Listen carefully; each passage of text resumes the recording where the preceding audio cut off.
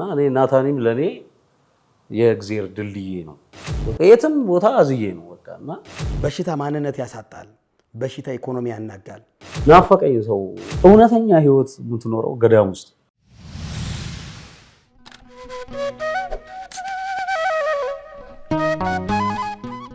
አምላክ እስራኤል ክበርልን ዘላለም ፍቅር የወደድከን ክንድ ዘወትር የጥቅምት ስንብት የወርኃ ኅዳር መዓዛ ዘመነ ጽጌ ሁለቱን አያይዛ መስከረምን ሸኘናት የሙታንሳ አባቶችን አደራን አስይዛ የተዋህዶ ልጆች በሚቆጠር ዕድሜ የማይቆጠር በረከት ስጡት ይሰጣችኋል ሲሰጥ ለማያልቅበት ልጆቻችን በዓቶቻችንን ጨርሱ የሚለውን የሙታንሳ ገዳም አባቶቻችንን ድምፃቸውን አትርሱ። የመናንያኑ ተማጽኖ ዛሬም ይሰማል።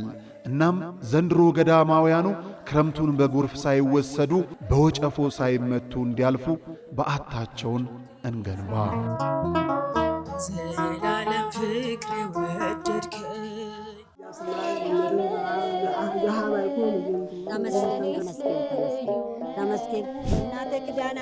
ለድካማችሁ ረፍትን የምትናፍቁ ለሕመማችሁ መድኃኒት ፍለጋ የምትባዝኑ ተፈውሳችሁ ለመመለስ ወደ አንጎለላ ጽራርያም ሰሚነሽ ኪዳነ ምሕረት ኑ።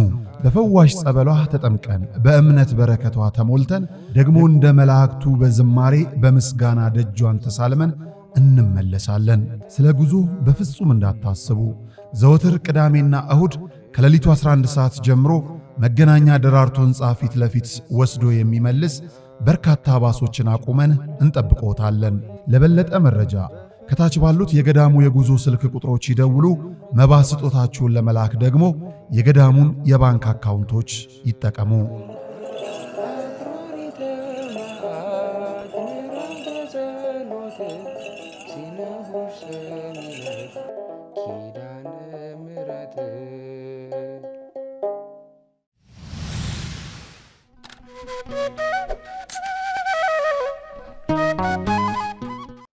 በስመ አብ ወወልድ ወመንፈስ ቅዱስ አሐዱ አምላክ አሜን። በአገራችን በኢትዮጵያና በመላው ዓለም ላይ የምትገኙ የተዋህዶ ልጆች እንደየሰዓት አቆጣጠራችሁ እንደምን አደራችሁ፣ እንደምን ዋላችሁ፣ እንደምን አመሻችሁ፣ እንደምን ሰነበታችሁ ማለት እፈልጋለሁ።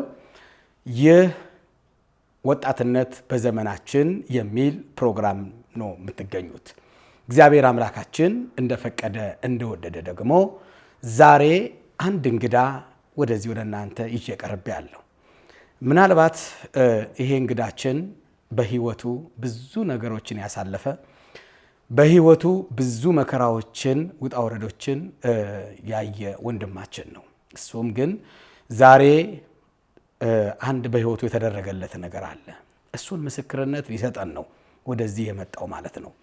ምናልባት ስለ ምስክርነት መጽሐፍ ቅዱስ እንዲህ ይላል። መዝሙረ ዳዊት መዝሙር 96 ላይ ድንቅ ስራውን ለሰዎች ሁሉ መስክሩ ይላል። ድንቅ ስራውን ለሰዎች ሁሉ መስክሩ አንዱ ይሄ ነው። ሁለተኛው ማቴዎስ 10 ላይ በሰው ፊት ለሚመሰክርልኝ ሁሉ እኔ ደግሞ በሰማይ ባለው በአባቴ ፊት እመሰክርለታለሁ ይላል። ስለዚህ ምስክርነት መስጠት ቀላል ነገር አይደለም። ስለ ሁለት ነገር ምስክርነት ይሰጣል። አንደኛው ፈውስ የተደረገላቸው ሰዎች ወይም ደግሞ ፈውስ ያደረገላቸውን አካላት ቅዱሳን ሊሆኑ ይችላሉ። እናታችን ድንግል ማርያም ልትሆን ትችላለች። እግዚአብሔር ሊሆን ይችላል። ስለ እነሱ ምን ማለት ነው? መመስከር ማለት ነው። ግድ እነሱን መመስከር አለብን። ሁለተኛው ደግሞ ምንድነው ከተባለ እኛ ሰዎች በህይወታችን ብዙ ፈተና፣ ብዙ መከራ፣ ብዙ ጣውረዶችን እናስተናግዳለን። በዛ ውስጥ መታመም አለ፣ በሽታ አለ፣ የተለያዩ ህመሞች አሉ። ስለዚህ በየቤቱ በየጸበሉ በየሆስፒታል ደግሞ ተኝተው የሚማቅቁ ሰዎች አሉ። ከዚህ የተፈወሰ ሰው አለ። ኪዳነ ምሕረት እንዲያደርጋ ፈውሳኛለች፣ አማኑኤል እንዲያደርጎ ፈውሰኛል ሲባል ያ የተኛ ሰው ያ ተስፋ የቆረጠው ሰው ምን ይሆናል?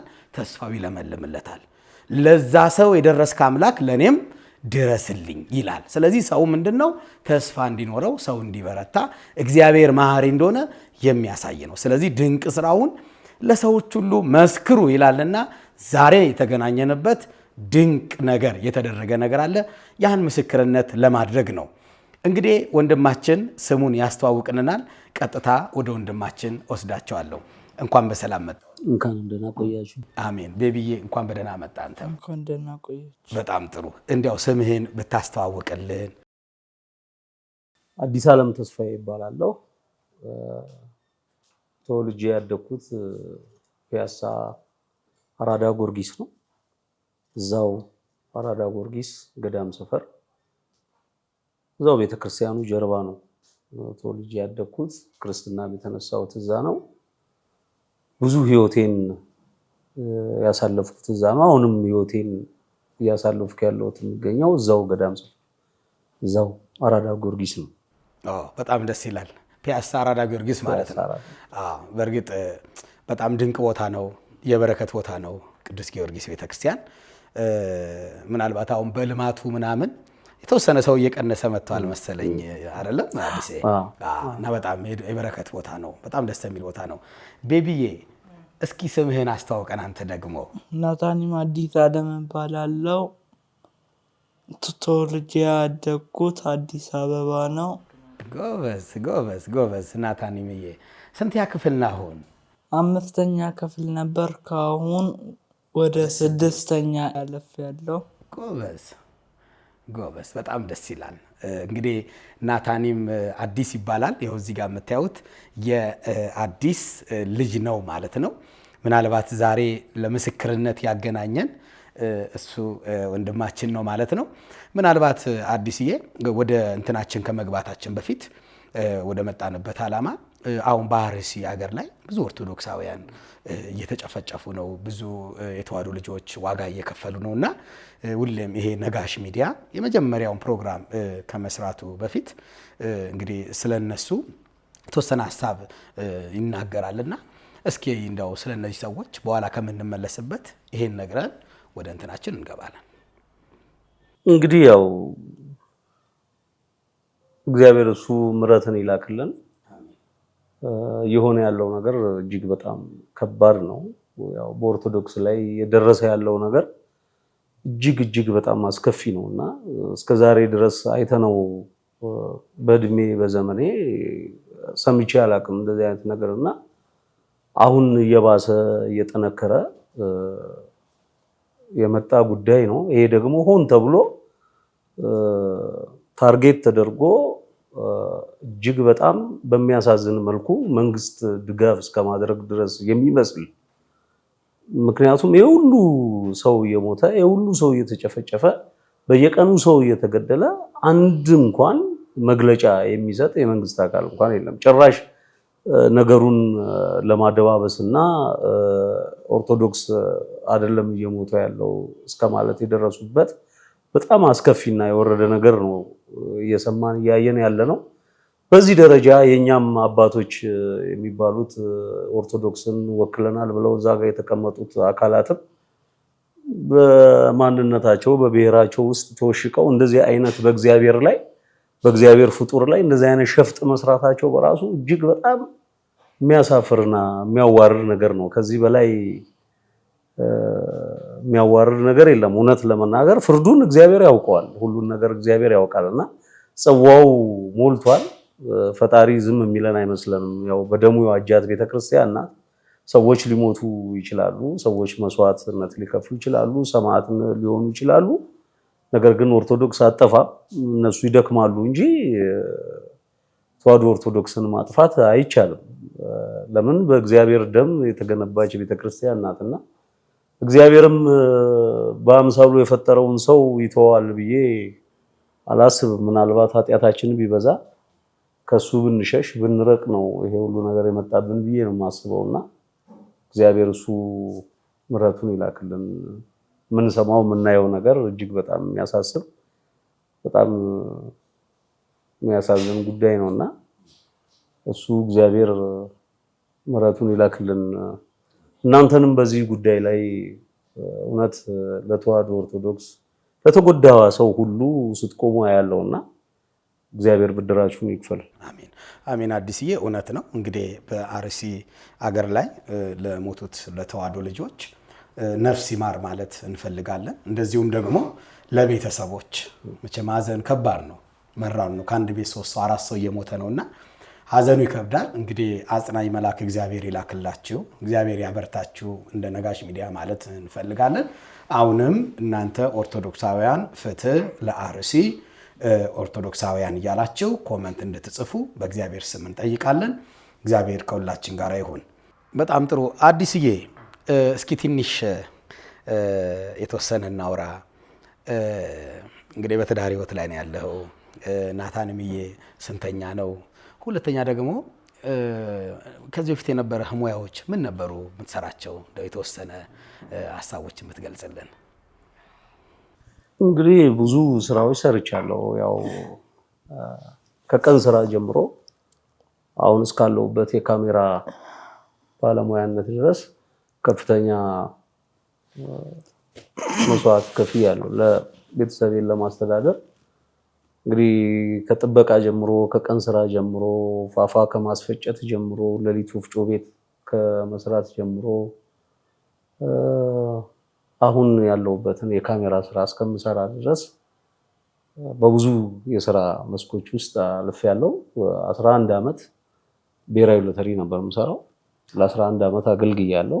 ከ1994 ጀምሮ እስከ 2004 ድረስ ብሔራዊ ሎተሪን ሰርቻለሁ። ከጥበቃ እስከ ካሜራማንነት ድረስ በየደረጃው የሄድኩ ሰርቻለሁ እና በህይወቴም ያው ብዙ የተፈተንኩ ልጅ ነኝ። ለእግዚአብሔር ቅርብ ነኝ ብዬ አስባለሁ። በጎ ነገሮች ደስ ይሉኛል፣ መልካም ነገሮች ደስ ይሉኛል እና አንዳንድ ጊዜ የሆኑ ነገሮች ሲመጡብኝ ምናምን ያው ቀና ብለው ወደ ፈጣሪ ነው የምታየውና ያው ለፈጣሪ ሰጥቼ የማልፋቸው ብዙ ነገሮችን አሳልፌያለሁ በህይወቴና ስጠፋም ቆንጠጥ ያረጋኛል። ያው ከቤቱ ስርቅ ከእግዚአብሔር ቤት ስሸሽ ብዙ የቆነጠጠኝ ጊዜ አለ እግዚአብሔር ብዬ አስባለሁ። ምክንያቱም ልጁ ነኝና እንድጠፋበት አይፈልግምና በብዙ ነገር በህይወቴ ተምሬበታለሁ እና ስፔሻሊ ናታኒም ሁለተኛ ልጄ ነው። የመጀመሪያ ልጄ 23 ዓመቱ ነው። አሁን ጥቅምት 23ኛ ዓመቱን ይዟል። እሱን በ8 ዓመት ነው የሚበልጠው። እሱ አሁን 13 ዓመቱ ነው። ሁለት ናቸው? አራት ናቸው። ጠቅላላ አራቱም ወንድ ናቸው እና በ8 ዓመት ልዩነት ነው የወለድኳቸው ሲወልድ። እሱ ደግሞ የእሱን ታናሽ ትንሣኤ ይባላል። የፋሲካ ዕለት ነው የተወለደው። እሱም የፋሲካ ዕለት ነው የተወለደው እና በ8 ዓመት ይበልጠዋል እሱም እና እኔ ናታኒም ለኔ የእግዚአብሔር ድልድዬ ነው። ከእግዚአብሔር ቤት በራኩ ጊዜ፣ ከእግዚአብሔር ቤት በሸሸው ጊዜ፣ ወጣትነት በፈተነኝ ጊዜ፣ በብዙ መከራ ውስጥ በነበርኩበት ጊዜ እኔ የሚመስለኝ ነገር ለኔ ትክክል ነው ብዬ የማስባቸው ያሰብኳቸው ነገሮች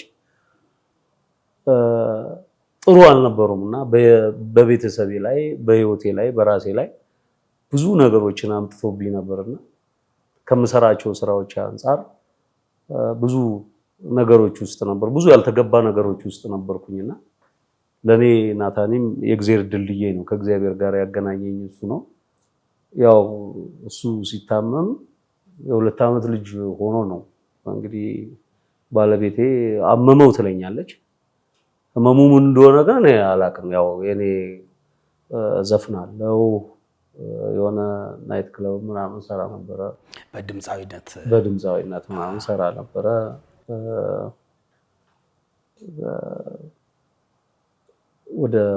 ወደዚህ ወደ ሩፋኤል አንድ ሆቴል ነበር። እዛ ሙዚቃ መሳሪያ ምናምን ገዝተን በቡድን እዛ እንሰራ ነበር። እኔ ብዙ ድምፁ ላይ ባልሳተፍም ግን ሰርግ አጅባለሁ። አሙቁልኝ የሚባል ስራ አለ በሰርግና እሱን ሰራለሁ። አንዳንዴ ዘፍናለሁ። በሙያ ውስጥ እንዳለ ሰው አብሬ ሳተፋ ዘፍን ነበረ። ቲያትር ውስጥም ነበርኩኝና ብቻ ምን አለፋ ወደ አልተገባ ነገር ውስጥ እየገባው ነበር። ያ ወቅት ለኔ የፈተና ወቅት ነበረ። በጣም በቃ ፍራንኩ ይገኛል።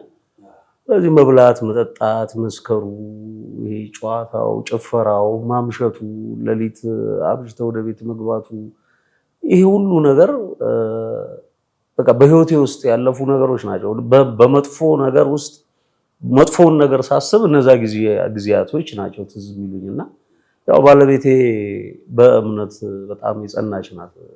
ለቤተ ክርስቲያን ያላት ነገር በጣም ጥሩ ነበርና ምንድነው አሞታል ትለኛለች። አሞታል ስትለኝ በቃ ሐኪም ቤት ውሰዱት ነው የምለው። ያው ፍራንክ ይገኛል፣ ምንም የሚቸግር ነገር የለም። የሆድ ነገር፣ የኢየሱስ ነገር፣ ምናምን የሚቸግር ነገር የለም። መጠጥ ነገር ምናምን የሚቸግር ነገር የለም። ፍራንክ ታገኛለህ። አዲስ አበባ እንደ አዲስ አበባ ልጅ እንግዲህ ትልቁ የአዲስ አበባ ልጅ ድክመቱ እናቱ ጋር መኖሩ ነውና ፈተናን መጋፈጥ አይችልም። እና እኔ ግን እንደዛ አልነበርኩም። ቻሌንጅ ያደረግ ነበር እውነት ለመናገር ስለራሴ ለመናገር ፈልጌም ሳይሆን ለነገሮች ቦታ አልሰጥም። እና ከቤተሰብ ጋር ነበር የምትኖረው እዛ ወጣትነት እድሜ ሳለ?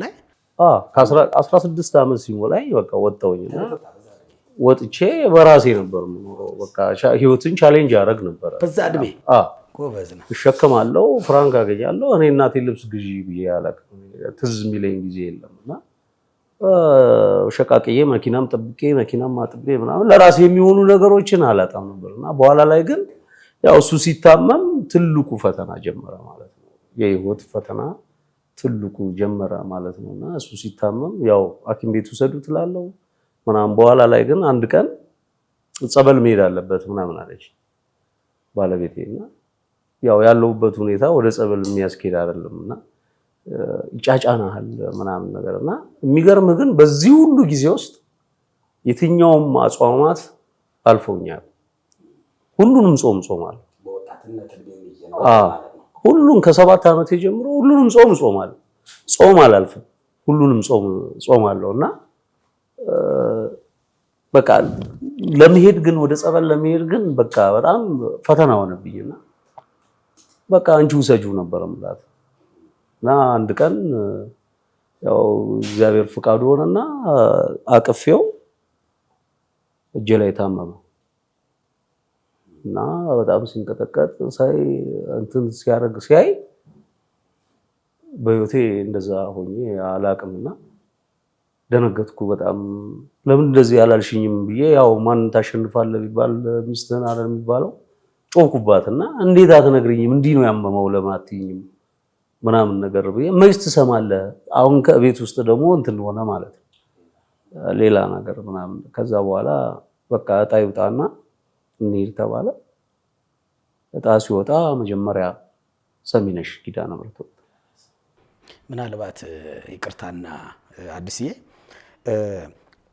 ይሄ ህመሙ የመጣው የ2 ዓመት ልጅ እያለ ነው እንጂ እስከ 2 ዓመቱ ሰላም ነበር፣ ምንም ነገር የለም። 2 ዓመቱ ላይ ህመሞቹ መጡ። ህክምናው ምን ያህል ጊዜ ሄደበት?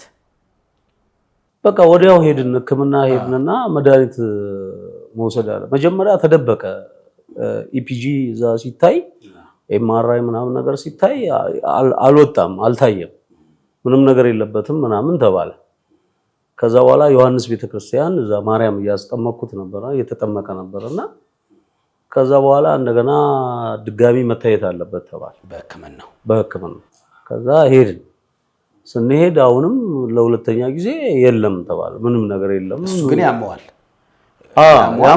ይጥለዋል ምናምን፣ በጣም ፕሬሸሩ በጣም ኃይለኛ ነው። ከዛ በኋላ በሶስተኛው እስቲ ቆይ ምናምን ተባለና ሄድን። በሶስተኛ የሄድነው መቼ መሰለ? ኪዳነ ምሕረት ከሄድን በኋላ ሰሚነሽ ኪዳነ ምሕረት ሄድንና እጣ አውጥተን ሰሚነሽ ኪዳነ ምሕረት ሄድን። ከዛ የሄድነው ነሐሴ 1 ቀን ይሄ ማለት 2004 ነው እሱ የተወለደው 2006 ምናምን አካባቢ 2006 አካባቢ ሰሚነሽ ኪዳነ ምሕረት ሄዳችሁ። ለምን ብዙ ቦታ ስለሄድክ እንድንለየው ብዬ ነው። ወደ ኋላ ስለምንመጣበት 2006 ምናምን 2005 አካባቢ ሄድን ነው ወደ ሰሚነሽ።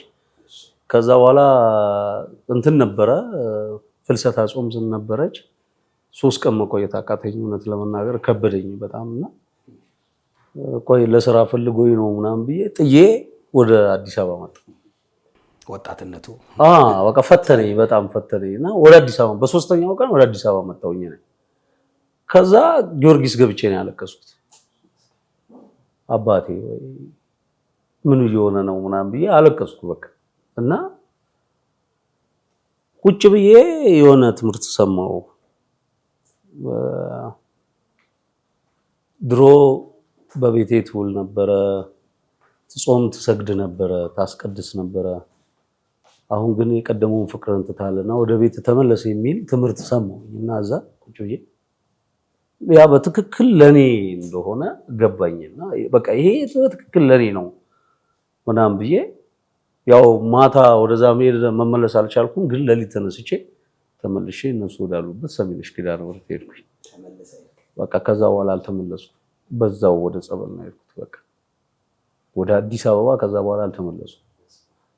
ከዛ እንግዲህ እጣ ሲወጣ መጀመሪያ ሰሚነሽ ነው የወጣው። ከዛ በኋላ ኩክየለሽ ነው የወጣው። ከዛ በኋላ ዘብር። ስለዚህ ሁለቱ የማርያም ነው፣ አንዱ የገብርኤል አይደል? አዎ ሶስቱንም ያለው ብዬ በዛው እንትን አደረግን። በኋላ ላይ ከዛ በመሃል መጣንና እሱ ሕክምናው መታየት አለበት ምናምን ተብሎ መድኃኒት መጀመር አለበት ተብሎ ከዛ ሄድን። በቀኝ ፓርቱ ላይ የተወሰነች እንትን አለች፣ ነርቭ ላይ ችግር አለ። ስለዚህ መድኃኒቱ መጀመር አለበት ተብሎ እንግዲህ ይሄ የሆነው ምንድነው ኪዳነ ምሕረት ደርሼ ስመጣ ነው።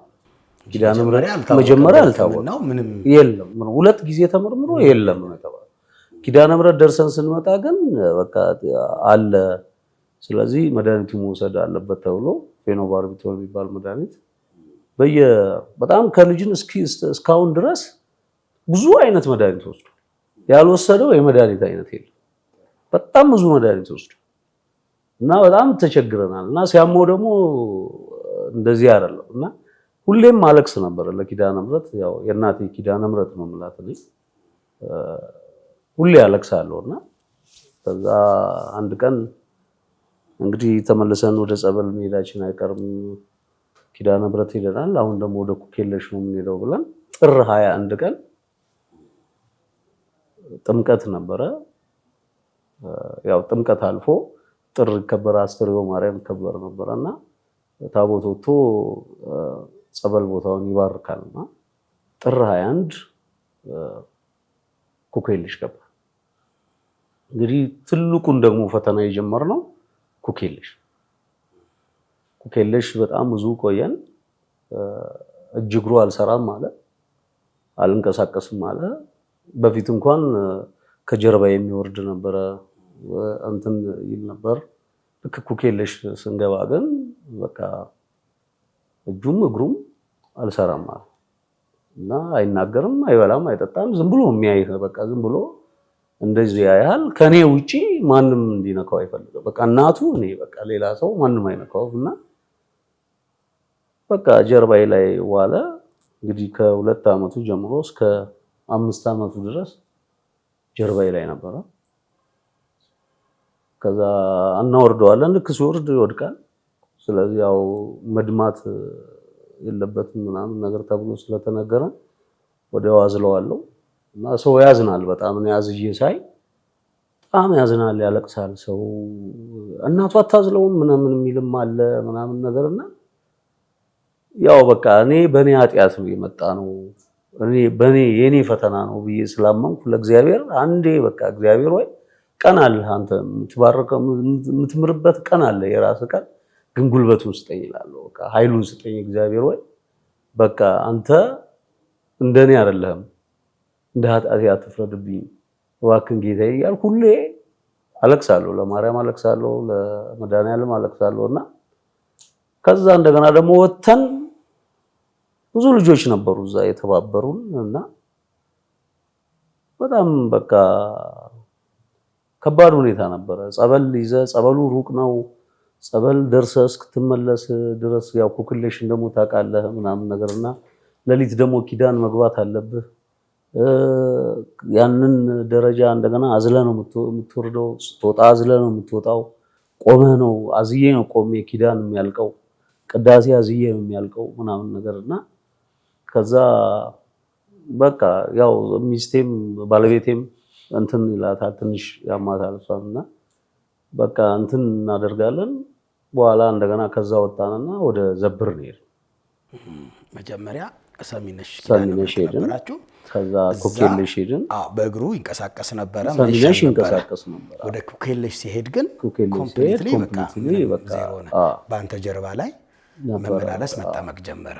አሁን ደግሞ ከኩኬለሽ ወደ ሶስተኛው ደግሞ ሄዳችሁ ከዛ ዘብር ስንሄድ ዘብር ሌላ ሶስተኛ ፈተና ነበር። ዘብር በጣም ብዙ ወንድሞች ያገኘሁበት በጣም ብዙ የተማርኩበት ዘብር ብዙ ሰው በቃ ለሱ ይወደዋል፣ ሰው ይወደዋል።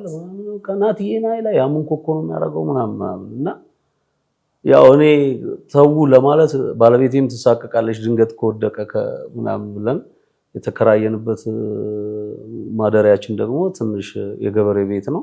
እንደ ደረጃ ነገር አለ። ከዛ ላይ ይወድቅብናል። በቃ ስቀት ነውና ያ ስቀት ስላለ በቃ ከጀርባዬ እንዲወርድ አልፈልግም እና ብዙ ነገሮችን እዛ ቻሌንጅ ያደረግነው እንትን ዘብር በጣም በቃ ሰዎች ብዙ ሰዎች ተዋወቁ ምናምንና በቃ ደግሞ ገና ቤት መከራየቴ ነበር። ገና እንደተከራየው ነው ለቅቄ እንትን ዘግተን ይሄር ነው ወደ ጸበል ይሄር ነውና ያው ቤቱን ለማየት ደግሞ ቀለብም ሲያልቅ ምናምን አንዳንዴ ምናምን መጣለው። እኔ ስመጣ ሐሳቤ እነሱ ጋር ነው። ደርሼ እስክመለስ በጣም ችግር ነው። ደብረ ብርሃን ድረስ መተን ምናምን እንትን ትለውና በቃ በጣም ብዙ ነገሮችን ቻሌንጆች እዛ አሳለፍን። ያንን አዝዬ ወጣለሁ፣ አዝዬ ወርዳለሁ። ቤተክርስቲያን አዝዬ ነው የትም ቦታ አዝዬ ነው ወጣና በመሃል ደግሞ አንዳንድ ጊዜ ልጆች አሉ፣ እግዚአብሔር ያባረካቸው ልጆች አሉ፣ በጣም የሚወዱት ልጆች አሉና በቃ ያዝኑለታል፣ ሰው ሁሉ ያዝንለታልና ናናትዬ ምናምን ብለው እነሱ ያቅፉታል ምናምን። ከዛ ሲታመም ለቅሶ ነው በቃ ቤቱ እንዳለ በለቅሶ ይታወቅ በቃ እንትን ይላል። በቃ አንዴ ከጀመረው አያቆም በቃ በሽታ አንዴ መውደቅ ከጀመረ በቃ አያቆም እና ሰው ሁሉ በቃ ያለቅሳል። በቃ በአንዴ ያ ደስ የሚል የነበረ ድባብ የነበረው ቤት ወደ ሀዘን ይቀየራል በቃ እና በቃ እንደዛ ሆነ። ከዛ ሰው ይርባሃል የምታውቀው ሰው በዛ ጊዜ ውስጥ በዛ ሁሉ አመት ስቆይ የራሴ የምለው ሰው የለም። ማቀው የሰፈሬ ልጅ ነው ሰምቲንግ የሆነ ማቀው በስራ እንኳን ማቀው ሰው ምናምን ነገር ናፈቀኝ። ሰው በቃ እንዴት አንድ ሰው ቤተክርስቲያን እንኳን ሊሳለም ለራሱ ጉዳይ እንኳን አይመጣም። እኔ እዛ ሆኜ የትነስል ጓደኞቼ መምሰል ገዳም ደርሰን መጣን ምናምን የሚሉ ሰዎች ሁሉ እንዲህ ውሸታቸው ነው። እንዲህ ገዳም አይሄዱም እንዲህ እስክል ድረስ ማለት ነው። እና የሰው ራበኝ በቃ ሰውና መጨረሻ ክርስትና የአራቱም ልጆች ክርስትና አባት ጓደኛዬ ነው፣ ጌታውን ምትኩ ይባላል። መጨረሻ ልንወጣ አንድ ሳምንት ሲቀረን ጌታውን ምትኩ መጣ እና እያንዳንዷን ነገር እኔ እቀርጻለሁ። ያው ካሜራ ስለሆነ የምሰራው ያ ነው ዶክመንተሩ አለው እኔ ራሴ የሰራው ዶክመንተሪ አለና እያንዳንዷን ነገር ቀርጽ ነበር። በኋላ ማታ ላይ ጌታውን መጣ ወደ 12 ሰዓት አካባቢ ምናምን ደንገዝገዝ ሲል ነው የመጣውና በቃ ከሰማይ እንደዚህ ሰው በቃ እግዚአብሔር የላከው ነው የመሰለኝ እና በጣም ነው ደስ ያለኝ። ደግሞ ልንወጣ ስንል ነው እንደ ነገ ልንወጣ እንደ ዛሬ ነው እሱ የመጣው እና በቃ እኔ 7 ቀን እዚህ ልቆይ ያለ ሁዳዴ ነበረ። እኩለ ጾም ላይ የግድ ማርያም መድረስ ነበረብኝ። እኔ ኩኬለሽ ማርያም መድረስ ነበረብኝና ተመልሰን ከዘብር ኩኬለሽ ማርያም ገባን ማለት ከዘብር መተን እንደገና ተመልሰን ኩኬለሽ ገባን ማለት ነው። ኩኬለሽ የተወሰነ ቆየንና ያው በማማት ላይ ጥምቀት ምንም ስለሌለ ወደዚህ እንመጣለን ምናምን ብለን ባሰብንበት ሰዓት እዛ ዘብር ቁጭ ብለን አንድ ከኔ ጋር አብረው ለቀለብ ልገዛ ደብረ ብርሃን ሄጄ ነበርና አንድ ታጋይ ናቸው፣ የህዋት ታጋይ የነበሩ ናቸው። ጋሼ ነው የምላቸው እኔ ስማቸውን ራሱ አላውቀውምና በጣም መልካም ሰው በጣም ትትናቸው ይገርማልና መኪና ውስጥ እኔ ብቻዬን ቁጭ ያልኩት ፀጉሬ ተንጨባሯል፣ እግሬ ተሰነጣጥቋል፣ የለበስኩት ልብስ ቆሽሿል ምናምንና ግቡ ስል ፈሩ። ማን ይግባ እና አንደኛ ባሱን ባዶ ነው። እኔ ደግሞ ለመድረስ ቸኩያለሁ። ግቡ ምናምን እላለሁ፣ እጠራለሁ። እኔ መንዝ ምናምን ማን ሜዳ ምናምን እያልኩ እጠራለሁ እና በኋላ ላይ ሞላ በስንት መከራ መኪናው ስንሄድ እኔ ጋር ታርፋላችሁ አልኳቸው። እኔ ያስኩት ቤት በጣም አዳራሽ ነው። በቀን 2 ብር ነው የምትከፍለው። ብቻዬን ነው እዛ ውስጥ የምኖረው የነበረውና በኋላ ላይ ልጆች መጡና አብርሃም ምናምን ባሉ ልጆች እነ ሲሳይ ምናምን ባሉ ልጆች መጡ። ከዛ ሰው ይርባሃል አይደለ? ሰው ትፈልጋለህ ብቻህን ስትሆንና ሰው ሲመጣ ደስ አለን ምናምን። በኋላ ላይ በቃ እሳቸው ኑ ስላቸው አይ አላመኑኝምና ፈርተው ወደ ሌላ ቦታ ሄዱ። ከዛ ዛቱ ማደሪያቱ። ከዛ ስልኬን ሰጥቻቸው ስለነበረ ደወሉ። ከዛ ኑ አልኳቸው። እሳቸው እንዳጋጣሚ አንድ ልክ እንደሱ የታመመ ልጃቸው እነሱ ይታመም ነበርና የጎጃም የግሽ አባይ አካባቢ ሰው ናቸው። ወደዚህ ወደ ደንበጫ አካባቢ ናቸውና ለስለት ነው የመጡት። እሳቸው ልጃቸው ድኖ ስለት ሊያደርሱ ነው የመጡት። ለምስክርነት ነው የመጡትና በኋላ እሱ ሲታመም ጋሼ አይተውት አያውቁም። ጋሼ ሲታመም በቃ ያቅፉታል። እንደውም ምግብ አልበላም ምናምን እምቢ ሲለኝ ለእሳቸው ነው የምሰጣቸው። በቃ ለምዷቸው ነበርና በኋላ ላይ ሲታመም ሲያዩ ደነገጡ። በቃ ያልሆኑት ነገር የለም። በቃ በኋላ ቆይ እስቲ አሁን እኮ እዛ ቅዳሴ ላይ እኮ ያገኘኋቸው ሰውዬ እኮ እንደዚህ አይነት ነበር ልጃቸው የሚያመሩ ስለት ሊያደርሱ ነው የመጡት ልጁ ድኖ እስቲ ቆይ ያሉና ተነስተው ሄዱ። ሲሄዱ እንዳጋጣሚ አገኟቸው። እዛ ስልክ ሰጡ። ጊሽ አባይ ማሪታ ዘራ ብሩክ እዛ አባ መብራት የሚባሉ ሰው አሉ። ትልቅ አባት ናቸው። እሳቸው ጋር ይውሰደው ምናምን ብለው ስልክ ቁጥር ሰጠውኝ።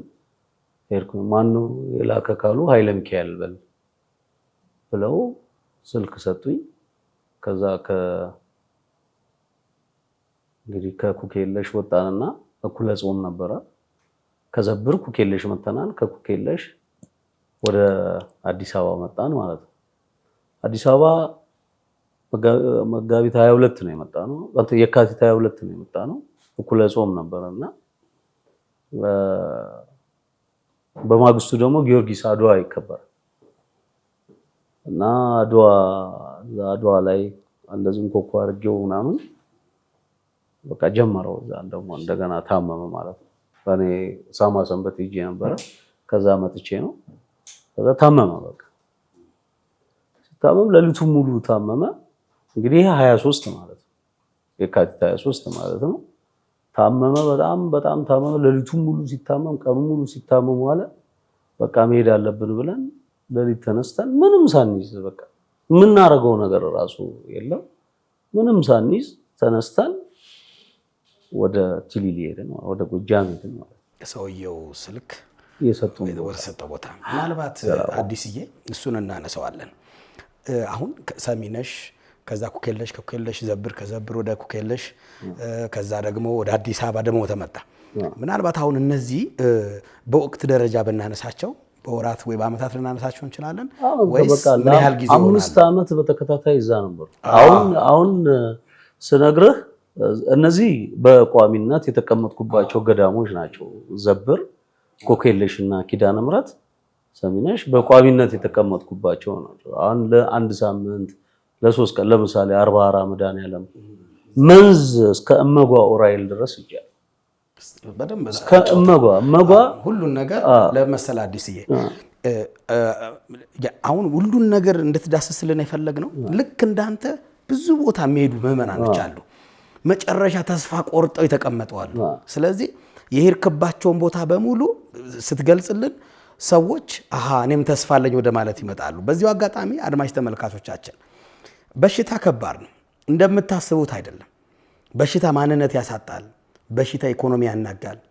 በሽታ ተመልከቱ እንግዲህ አሁን ወንድማችን አዲስ ለአመታት በጀርባ ላይ ተሸክሞ ከአንድ ቦታ አንድ ቦታ መንከራተቱን አይምሯችሁ ላይ ሳሉት። ቀላል ነገር አይደለም። ምናልባት ዛሬ በዚህች በአንድ ሰዓትና በአንድ ሰዓት ተኩል ውስጥ እንዲሁ ባጭሩ እንዲያው እንድትረዱት የሚነገር ነገር እንጂ በቦታው ሲኮን ቀላል ነገር አይደለም።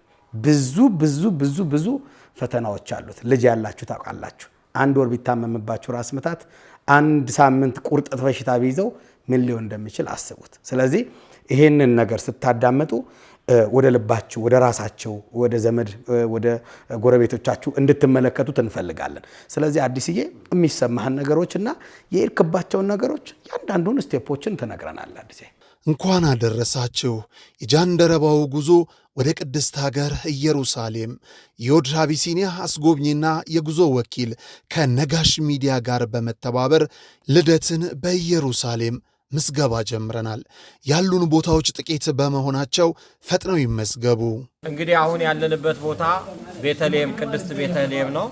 እመቤታችን ቅድስተ ቅዱሳን ድንግል ወላዲተ አምላክ በእንግዶች ማረፊያ ስፍራ አልተገኘላትም። ለዓለም ቤት የሰጠ መድኃኔዓለም ቤት አጣ።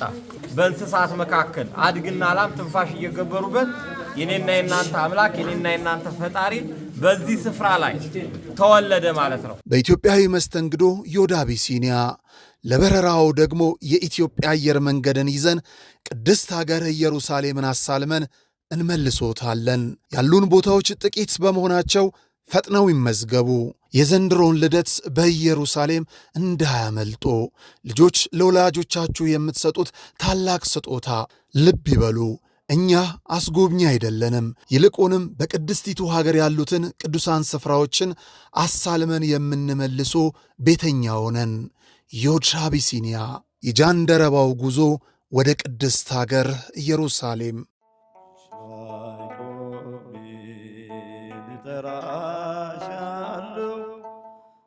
የተሰጠንን ብናውቀው የተከለከልነው ምንም ማለት አይደለም። ክቡራን ተመልካቾቻችን፣ ይህ ከጀርባ የምትመለከቱት ማዕከል ክቡር የሆነው የሰው ልጅ በጎዳና ተጥሎ በሱሱ ምክንያት ከሰው ተነጥሎ ይኖርበት የነበረውን ዓለም ቀድሞ እንደተፈቀደለት ርስቱ አድርጎ እንዲኖርባት ያነበረበትን ሱስ ጥሎ እንዲወጣ የሚደረግበት የሱስ ማገገሚያ ማዕከል ነው። ልጆቻችን፣ ወላጆቻችን፣ ጓደኞቻችንም ጭምር በዚህ ሰዓት የት ናቸው ብለን ስናስብ በአእምሮ ህመም የሚሰቃዩ ባልባሌ ሱሶች ውስጥ ወድቀው ትላንት ከነበሩበት ከፍታ ዝቅ ብለው የሚታዩ ነገ ወደ ነበሩበት የሚመለሱ ስለመሆናቸው እርግጠኛ ይሁኑ። ምክንያቱም በዚህ ማዕከል ሁሉ ተችሏልና።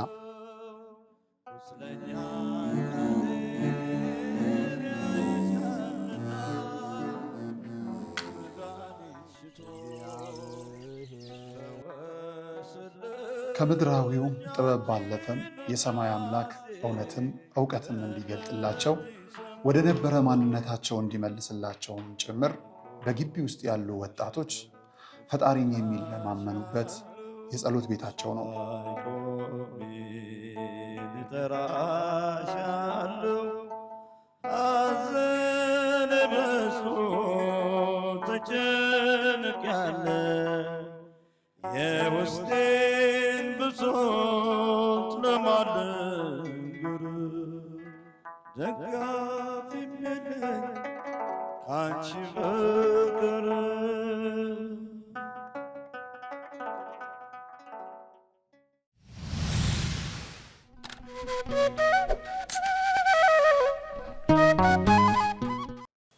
እንግዲህ ወደ መንዝ ሲሄድ ወደ ዘብር ሲሄድ ያው ዘብር ስቀመጥ ብዙ ገዳማቶች አሉ። መንዝ ላይ በጣም የሚገርም ገዳማቶች፣ ብዙ ፈውስ የተደረጉባቸው ገዳማቶች አሉና ምንድነው የሆነው? ሰው ይነግርሃል። አሁን እንትን ለማትወስደውም ይልሃል፣ እከሌ ጋር ለማትወስደውም ምናምን ይልሃል። እና አንተ ደግሞ በሽተኛ ነው ያዝከው፣ ትጓጓለህ።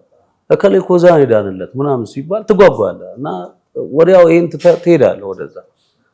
በኋላ እኔ ምንድነው ያደረኩት? መጀመሪያ አርባራ መድኃኔዓለም አርባራ ሄድን እና ከነጋሼ ጋር ምናምን ሆነን አርባራን ሄድን፣ አርባራን አየን። ከዛ በኋላ ከአርባራ መተን 2 ቀን ነው እዛ የቆየሁት። ወሳምባ ጊዮርጊስ የሚባል ደግሞ አለ። ወደ ላይ ዘብር ገብርኤል አለ እንደውም ግጥም አለው ረስቸው ነው ዘብር በሳምንቱ ምን ገብርኤል በእለቱ የሚባል ገብርኤል አለ ወደ ላይ እና ወደ እዛ ሄድን ወይናምባ ምናምን ይመስለኛልና እዛ ሄድን እና እዛም ሄጄ የተወሰነ 3 ቀን ምናምን ቆይቼ መጣሁ። ከዛ ግድ የለም ወሳምባ ጊዮርጊስ ይዘው ሂድ ተባለ። ወሳምባ ጊዮርጊስ ማለት 12 ሐዋርያት ቤተክርስቲያን ያለበት ማለት 12 ሐዋርያት ቤተክርስቲያን ሰምቼ አላውቅም እና የመጀመሪያ ጊዜ ነው የሰማሁት እና 12 ሐዋርያት ቤተክርስቲያን ነው። ሄድን ወሳምባ ጊዮርጊስ ስንሄድ አባቶች በመስቀል ይዘው ነው እንትን የሚያደርጉትና በጣም ብዙ ህዝብ ነው ያለው። በጣም ብዙ ህዝብ ከዛ እዛ በወረፋ በስትመንከራ ምናምን ውለን ደረሰን። ከዛ መስቀል ላይ ሲያደርጉት ምንም አይናገርም። ያው ህፃንም ስለሆነ ምናምን አይናገርም። በቃ ዝም ብሎ ማየት ነው እንጂ ምንም በቃ የሚናገረው ነገር የለም። እንዲህ ያሞኛል እንደዚህ ነው ምናምን አይልህም። እና በኋላ በቃ ጊዮርጊስ አንተ ታውቃለህ አሄኝ አልኩና እዛ እንትናል የሚደረገውን ነገር አደረግን። ቅባ ቅዱስ ምናምን ገዛዛን ምናምን በኋላ እዛም 1-3 ቀን ምናምን ቆየንና መጣ። የለም ምንም ነገር። ያው ትጓጓለህ። በአንድ ጊዜ አይሆንም። የመንፈስ ነገር በጣም ከባድ ነውና ከዛ እንደገና ደግሞ ታች ዘብር ሚካኤል ደግሞ ተባለና ታች ዘብር ሚካኤል ደግሞ ሄድ። ከዛ ሚካኤል ስንሄድ ያው በቃ ልክ ሚካኤል ስንገባ ቶሎ ቶሎ ይታመም ጀመር። ጀርባዬ ላይ ሆኖ በቃ ቶሎ ቶሎ ይጥለው ጀመርና ያው ሲጥለው ደግሞ ይስታል እና ከባድ ነው። ሰው ይጠየፋል ምናምን ለማገዝ ምናምን አስቸጋሪ ነውና ሚካኤል በቃ እዛ ደግሞ እንደዚሁ ቅባ ቅዱስ ምናምን አደረጉልን ምናምንና እዛ እንትን አደረኩኝ። እዛም ትንሽ ቆይተን ደግሞ ተመልሰን ወደ ዘብር መጣ። ከዛ እንደገና ሰው ሲሄድ ተከትለ መሄድ ነው በቃና ያ ቅዳሜ ደረሰ። ደግሞ ቅዳሜ ሲደርስ ወይብራ አቦ የሚባል ደግሞ አለ ወደ ዘብር እንትን ነው ወሳምባ ጊዮርጊስን አልፈ ነው እሱ ደግሞ የምትሄድ። ከዛ እዛ ሄድ እዛ ስንሄድ አውርደኛል እና ፎቶ ምናምን ነበር አውርደኛል እዛ ስንሄድና ወረደ። ታቦት ሊወጣ ምንጣፍ ተነጥፎ ምዕመናን ይዘምራሉ ምናምን እና በጣም ብዙ ህዝብ ነው ያለው። ከዛ አውርደኛል። ከዛ ሳወርደው መጥረግ ጀመረ። መጥረጊያ ሰዎች ይዘው ምንጣፍ ይጠርጉ ነበርና መጥረጊያ እንትን ብሎ እሱ ደግሞ የተረፈውን ሳር ምናምን ቄጤማ ምናምን የተጎዘጉ መጥረግ ጀመረ። ከዛ ደስ አለኝ እኔ ከወርዶ ያን ነገር ሲያደርግ ሳይ ደስ አለኝና በቃ እኔ ፎቶ ምናምን ለማንሳት እንትን ሳረግ ወደቀ። ከዛ በቃ እንደገና ሌላ በቃ ትንሽ ተሻለው ብዬ ሳስብ እንደገና በቃ እንትን ሲል በቃ እንደገና አዘልንና አዝዬ እንደገና ደግሞ በቃ እንትን አልኩኝ። ከዛ ካቦ ደግሞ መጣ። ካቦ መጣንና መጨረሻ እንግዲህ እግዚአብሔር ያውቃል። ይሄ እኮ የአእምሮ ጉዳይ ስለሆነ አፋር ሰዎች አሉ አለ አንድ ሰው የመጣና የአፋር ሰዎች አፋሮች ናቸው የሚያድኑት ምናምን አለኝ። የምን አፋር ነው ምናምን ስለው አይ የአበሻ መድኃኒት እነሱ እንትን ፀሐይ ያቆማሉ እኮ ምናምን አለኝ። አረ ወንድሜ እኔ የፈጠረው ክርስቶስ ነው፣ ክርስቶስ እንዳረጋ ያርግ። እንደገና ደግሞ ሌላ ቦታ ሄጄ እንደገና ሌላ ከክርስቶስ ጋር ምናምን ተጣላን ከልጁ ጋር እና እኔ ላንተ ብዬ እኮ ነው አለኝና አይ ልክ ነህ ትክክል ነህ እኮ ግን እኔ እንደዛ አላምንም አልኩትና በቃ ከጸበል ውጪ በባህል መድኃኒት ምናምን ነገር አይ በቃ እኔ ልሂድ ነው አለኝ። በቃ ሂድ እግዚአብሔር ይፈውስልህ ምናምን ነገር ሸኘው። እሱ 1 ሳምንት ከኔ ጋር ተቀምጦ ነበር እዛና ሴት ልጁ ናት የታመመችበት። እሱ በኋላ የሆነ መጓል እንሄድ ነው አሉኝ ከዛ አንድ ካህን አገኘንና ባለቤቴ ያልነበረችና እመጓል እንሄድ ነው አሉ። እመጓየት ነው ምናምን ስላቸው የቅዱስ ኡራኤል ጽዋ ያለበት አሉ ሲባል ነው የምሰማው። እና በኋላ በቃ እኔም እሄዳለሁ። ኧረ ይከብድሃል አሉ። እንደው የፈለገ ይሁን በቃ እሄዳለሁ አሉ።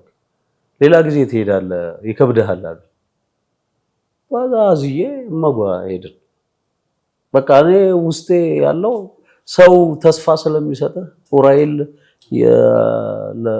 ሄድ ይድናል ምናምን ስላሉኝ በቃ እኔ ሄጄ ማየት አለብኝ። በቃ የቱ ጋር እንደሚድን የሚያውቀው ክርስቶስ ነው። ስለዚህ እኔ መሄድ አለብኝ፣ ሁሉም ጋር መሄድ አለብኝ አልኩና ተነስተን ኡራኤል ሄድን። እመጓ እንግዲህ እመጓ ስትሄድ የምታልፋቸው ቤተክርስቲያኖች ብዙ አሉ። ጊዮርጊስ አለ፣ ኪዳነ ምሕረት አለች፣ ብዙ ቦታዎች አሉና እነሱን ሁሉ እያየን እየጎበኘን ምናምን ሄድን። ማታ ነው የደረስን። ወደ ማታ አካባቢ ላይ ደረስን። ከዛ በኋላ እዛም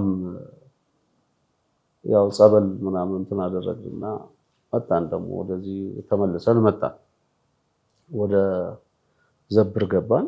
ከኡራኤል በኋላ ምናልባት አዲስ አሁን በምትሄድባቸው መንገድ ማለት ሰው ነህ፣ ድካም አለ፣ መራብ አለ፣ መጠማት አለ፣ እጅ ገንዘብ ማህጠር አለ፣ ብዙ ፈተናዎች አሉና እንደው በዚህ መሀል ላይ እነዚህ አይነት ስቶሪዎችንም እንደው በታጋራን የነበሩት መከራዎች፣ ፈተናዎች ለመሰለ ወንድ ልጅ ጋር ከባድ ነው። ምናልባት ሰው ይረዳዋል ብዬ አስባለሁ። ወንድ ልጅ ይከብዳል፣ ሴቶች እንደውም ይችላሉ፣ ብዙ አጣርገው ያልፋሉ ይባላልና የምትንከራተትባቸው የምትሄድባቸው ሁሉ ነገር ከትራንስፖርት አንስቶ ከቀለብ አንስቶ እንዲያው ልጅን ያክል ተሸክመ በጀርባ ብዙ መውጣት መውረድ አለ፣ የሰው ፊት ማየት አለ፣ ብዙ ነገሮች አሉና ወንድ ልጅ ሆነ የሁሉ ነገር ስታልፍ እንዲያው ቻሌንጆቹንም መሀል ላይ እየነገርከን ያጫወትከን ብትሄድ ለሌላውም ትምህርት ነው። እዛች የመጨረሻዋ ግብ ጋር ለመድረስ ምን እያስተናገርክ እንዳለ እግረ መንገድህን እንደው እያጫወትከን ብትሄድ ለማለት ነው። አዲስ ይቅርታ። እንግዲህ ያው ቻሌንጆቹ ብዙ ናቸው። እንደው የነዚህ የጸበሉን የምናምን ጉዳይ እንደው ብቻ እናንሳው ብለን እንጂ ብዙ የምትቸገርባቸው ብዙ ነገሮች አሉ። ዳይፐር ይቸግረን ነበረ። ሲያመው ይስታል። ከባዱ ነገር ደግሞ እሱ ነውና ልብስ ለማጠብ ራሱ ትቸገራለህ ምናምንና ነጋሼ ነበሩ ልብስ የሚያጥቡልኝ የነበሩት ምናምን ነገር የነሱን ሲያጡ ወንዝ ሄደው የኔን አብረው የሱን ያጥቡለት ነበረ። የኔን ሁሉ ያጡ ነበረ። ፍራንክ ይሰጡሃል ጸበልተኛ ምናምን። እውነት ለመናገር ቸግሮኝ በቃ ፍራንክ ጨረስኩና አንድ ጊዜ እንዶሚን የሚባል ምግብ አለና እንዶሚን ፓስታ ናትና እሱን ነው የሚበላውና ፍራንክ ጨረስኩ። ፍራንክ ጨርሼ ምን ልስጠው በጣም ከበደኝና እንዳልጠይቅ ሰው ታፍራለህ። ባለቤቴ እንዳልጠይቅ ያው ባለቤቴም ከእሷም ማታውቀውና ነገር የለም በቃና በኋላ ላይ አንድ በጣም የሚወደው ልጅ ነበርና እሱ ፍራንክ ሰጠኝ። 400 ብር ሰጠኝ። 400 ብር ሰጠኝና የሮጥኩ ስወጣ ያየኛልና ወዴት ነው የምትሄደው ምናምን አለኝ። አይ መጣሁ ምናምን ነገር ብዬ 400 ብር የሰጠኝ እጄ የበዛች ብር እንዶሚን ገዝቼ መጣሁ። ይሄንንማ አትስተዋሉኝ። ይሄን አትስተው ይሄ ነገርማ ለሰይጣን ምናምን አሉኝ ሲሉኝ ከሱ ውጪ ደግሞ የሚበላልኝ ነገር የለም። የሚገርም ነገር እሷን ነው ትንሽም ቢሆን የሚቀምሰው እንዶሚኗን ነው የሚቀምሰውና በቃ ነገርኩ። ጌታውን ሲመጣ የተሰማኝ ስሜት ክርስትና አባቱ ሲመጣ የተሰማኝ ስሜት አንድም ከዛ አንፃር ነው። ምክንያቱም በጣም ብዙ ቸግሮኛል። ከፍራንክ የለኝም፣ የምሳፈርበት ትራንስፖርት የለኝም፣ ግን ይሄዳለሁ። ስራ እንግዲህ ያን ያህል አመት በቃ ኦልሬዲ አቁም ያለው እና በኋላ ብዙ በማጣትና በማግኘት ውስጥ ያሉ ፈተናዎች በሙሉ ሰዎች የምትታዘብባቸው ከምታቀው ሰው ይልቅ የማታቀው ሰው ሲያደርግልህ ታያለህ። አንድ ቀን አይቶ የማያውቅ ሰው ሲያደርግላል። ገዳም ብዙ በቃ ህይወትን የምትማረው ገዳም ውስጥ ህይወት ትክክለኛ ህይወት ያለው ገዳም ውስጥ ሰው ካለው ላይ ቆርሶ ለሌላው ሲሰጥ ታያለህ። እሱ ሳይበላ ለሌላ ሰው ሲሰጥ ታያለህ። እሱ ቆሽሾ ሌላ ሰው ሲያጠብ ታያለህ። እውነተኛ ህይወት የምትኖረው ገዳም ውስጥ እና እድለኛም ጭምር ነኝ። ብዙ ነገሮችን ቻሌንጆችን እዛ ሳይ እግዚአብሔር ሊያስተምረኝ ወደዛ እንደወሰደ አርጌ ነው ያሰብኩት እና በብዙ መከራ ውስጥ ነው ያለፍነው። የምትቀይረው ልብስ ሁሉ ይቸግርሃል ምናምን ኖሮ ላትለብስ ሁሉ ትችላለህ ምናምን ከሐሳብ ከጭንቀት የተነሳ ማለት ነውና እንዲህ ነገሮች አልፈው ነው እንግዲህ የመንዝን ወይም በሸዋ በኩል ያሉትን ነገሮች በሙሉ ጨረስንና ከዛ እንደገና ደግሞ ሌላ አዲስ ምዕራፍ ወደ ጎጃም ደግሞ ተገባ ማለት ነው። ከመጓ በኋላ የመጨረሻው ሄድ ነው መጓ ነው። ከመጓ በኋላ መጣን። ያው በ23 ሲታመም አደረ። በ23 ለሊት ተነስተን ጎጃም ገባን። ጎጃም ስንገባ እንግዲህ አናውቀውም ማለት እኔ ጎጃምን አውቀዋለሁ፣ ቦታውን አውቀዋለሁ፣ ግን ገዳሙ የቱ ጋር ይሁን ምን ይሁን አላውቅም። በስራ ምክንያት ያው ብዙ ሀገር ስለዞርኩ አውቀዋለሁ፣ ግን ምንድነው የቱ ጋር ገዳሙ የቱ ጋር ይሁን ምናምን አላውቅም። እና ሰው ጠየቀን፣ አሁንማ አይሆንም አልጋ ያዙ አለና አንድ በጣም እግዚአብሔር የባረከው ሰው አልጋ ሲያዘንና አይዟችሁ እኔ ጠዋት እኔ እሸኛችኋለሁ ችግር የለም ምናምን ነገር አለና ጠዋት ይዞን መናኸሪያ ራሱ መጥቶ ቀስቅሶን ነው መናኸሪያ ይዞን ሄደ። መናኸሪያ ስንሄድ የሚገርም ለኛ ሲል ተጣላ። እንደው ያው የትራንስፖርትን ነገር ታያለ ማሟያ ነው የሚያረጉና እኛ ዓለም ከተማ አዲስ ዓለም ብለን ገብተን ነው አዲስ ዓለም ነው ግቡ ምናምን ብሎን መገንጠያ የሚባል ቦታ አለ ግቡ ብሎን አይ እኔ የምሄደው አልፌ ስለሆነ ወረዱ አለ። ልክ ሲሞላ ማለት ልክ ሲሞላ ወረዱ አለ። አናውቀውም ቦታው በቃ ጨለመብኝ እና እንዳትጣላ ሰው ሀገር በቃ ግራ ገባኝና በባህሪ ደግሞ እኔ በጣም ግልፍተኛ ነኝ። በጣም ነው የምናደደው እንደዚህ አይነት ነገርና በቃ ልጣላውም ምናምን ቆይ ምናምን አለና ልጁ መጥቶ ተጣላልን። ታደርሰዋለህ ምናምን ነገር አለና አስገብቶ ይዛችሁ ይዳል። ከዛ በቃ እዚህ ጋር የምትወርዱት አለን። ስንደርስ ወረደ። ባጃጅ ይዘን ገባ ነው። ወደዛ ስንገባ ተስፋዬ የሚባል ልጅ አገኘንና ሞባችሁ ነው አለና አዎ ምናምን ስንለው አይዟችሁ ምናምን ነገር ብሎ እቃችንን ተሸክሞ ይዞን እየገባ እንግዲህ አባን ለማግኘት ትንሽ ጊዜ ይወስዳል። በጸሎት ታይቷቸው ነው። በጸሎት ነው 2 ወር 3 ወር ሊፈጅባችሁ ይችላል። በሳምንትም ሊፈጅባችሁ ይችላል ምናምን አለና ኢንፎርሜሽን ነገር እንዴት ስለው አይ እሳቸው በጸሎት የተነገራቸውን ነገር ነው እዚህ ቦታ ሄድ የሚሉ እና እሳቸውን ለማግኘት እኔ ራሴ 6 ወር ሆኖኛል ሲለኝ ተስፋ ቆረጥኩ።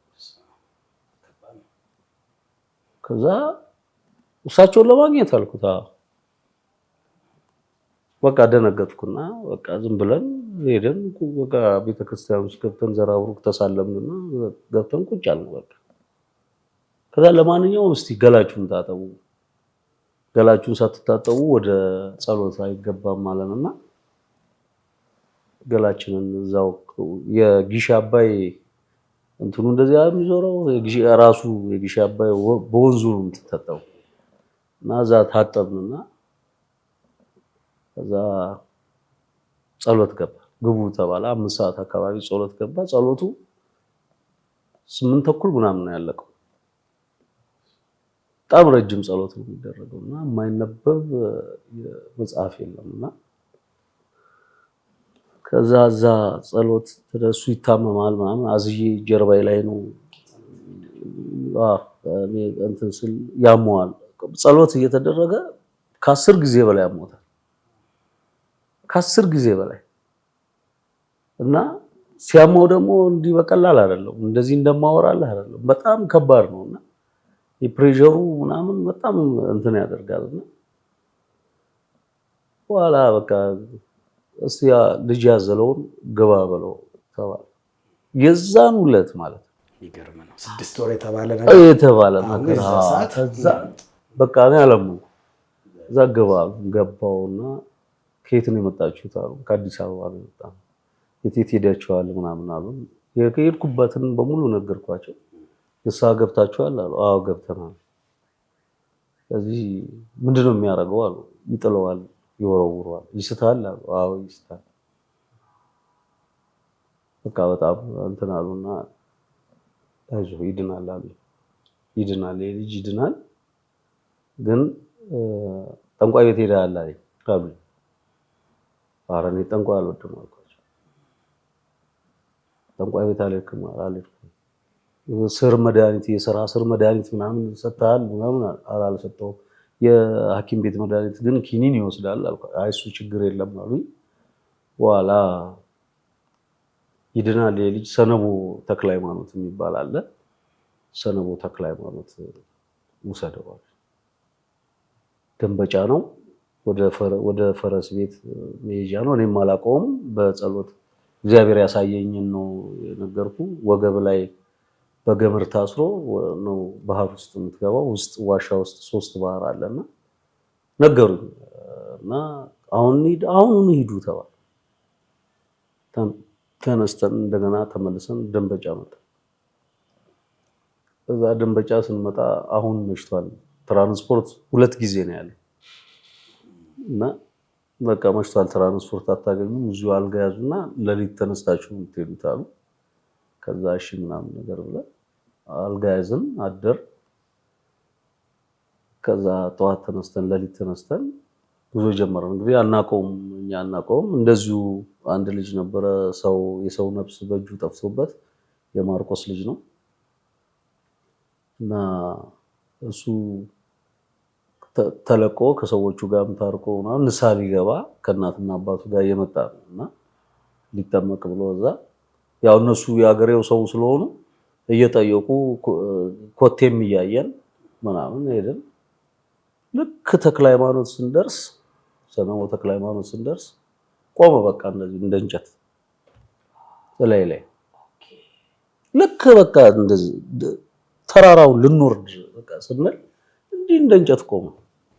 የሆነ ምልክት መታየት ጀመረ ማለት ነው። ቆመ በቃ ተቁነጠነጠ ምናምን። ከዛ በኋላ አይኑ ፈጠጠ ምናምን፣ አረፋ ምናምን መድፈቅ ጀመረ ምናምን። ከዛ በኋላ ትንሽ እንደሄድን እኔ እሾክ በጫማዬ ውስጥ ገባ። የሚያክል እሾክ ጫማዬ ውስጥ ገባ። ከዛ ደሜ የፈሰሰ ነው። አሁን እንደዚህ ሆንኩ ብል ሚስቴ ታዝናለች ምናምን ብዬ ስል እሷ ደግሞ ወደኋላ ቀርታ ነበረ፣ ወደቀች። በመቀመጫ ወደቀች። አጥንቷ ትንሽ ተጎዳችና አንድ ካህን አገኙና ይሄ ፈተና ነው፣ ሆን ብሎ ዲያብሎስ እንትን ሊያረጋችሁ ነው፣ ስለዚህ ዝም ብላችሁ ሂዱ ተባለ፣ ጨክናችሁ ግቡ ተባለና ያለቀስን ገባ። ከዛ ደግሞ ስንገባ ያው ሁሉም ለራሱ አይደለ። ከዛ መቀመጫ አጣን። ደግሞ ቀለባ አልያዝን፣ ስንቅ አልያዝን፣ ምን አልያዝን፣ ዝም ብለን ተነስተን ወጣን። በኋላ አንድ ዲያቆን አገኘን። እዛ ዲያቆን ነው፣ እሱም ሊጠመቅ መጥቶ ነውና ከዛ በጻ ይባላል። እስቲ ጠጋበሉላቸው አስጠጓቸው ምናምን ብሎ እሱ እዛ እንትን የሚያደርገው የሚያስተናግደው እሱ ነበርና እኔና እሱ ያለበት ቦታ አስገባል። ከዛ በኋላ አባን ጠዋት እንትን ስንል ዋሻ ውስጥ ለመግባት 7 ቀን ውጪ መጠመቅ አለብህ፣ አሸንዳ ላይ መጠመቅ አለብህ ተባለ። ወደ ዋሻው ለመግባት ማለት ዋናው ጸበል ጋር መጠመቅ አለበት። አሸንዳው ላይ መጠመቅ አለበት። አስቀድመ መጠመቅ አለበት። ንስሐ መግባት አለበት። ንስሐ መግባት አለበት ምናምን ተብሎ ገዳሙ ተጽፏል ህጉ።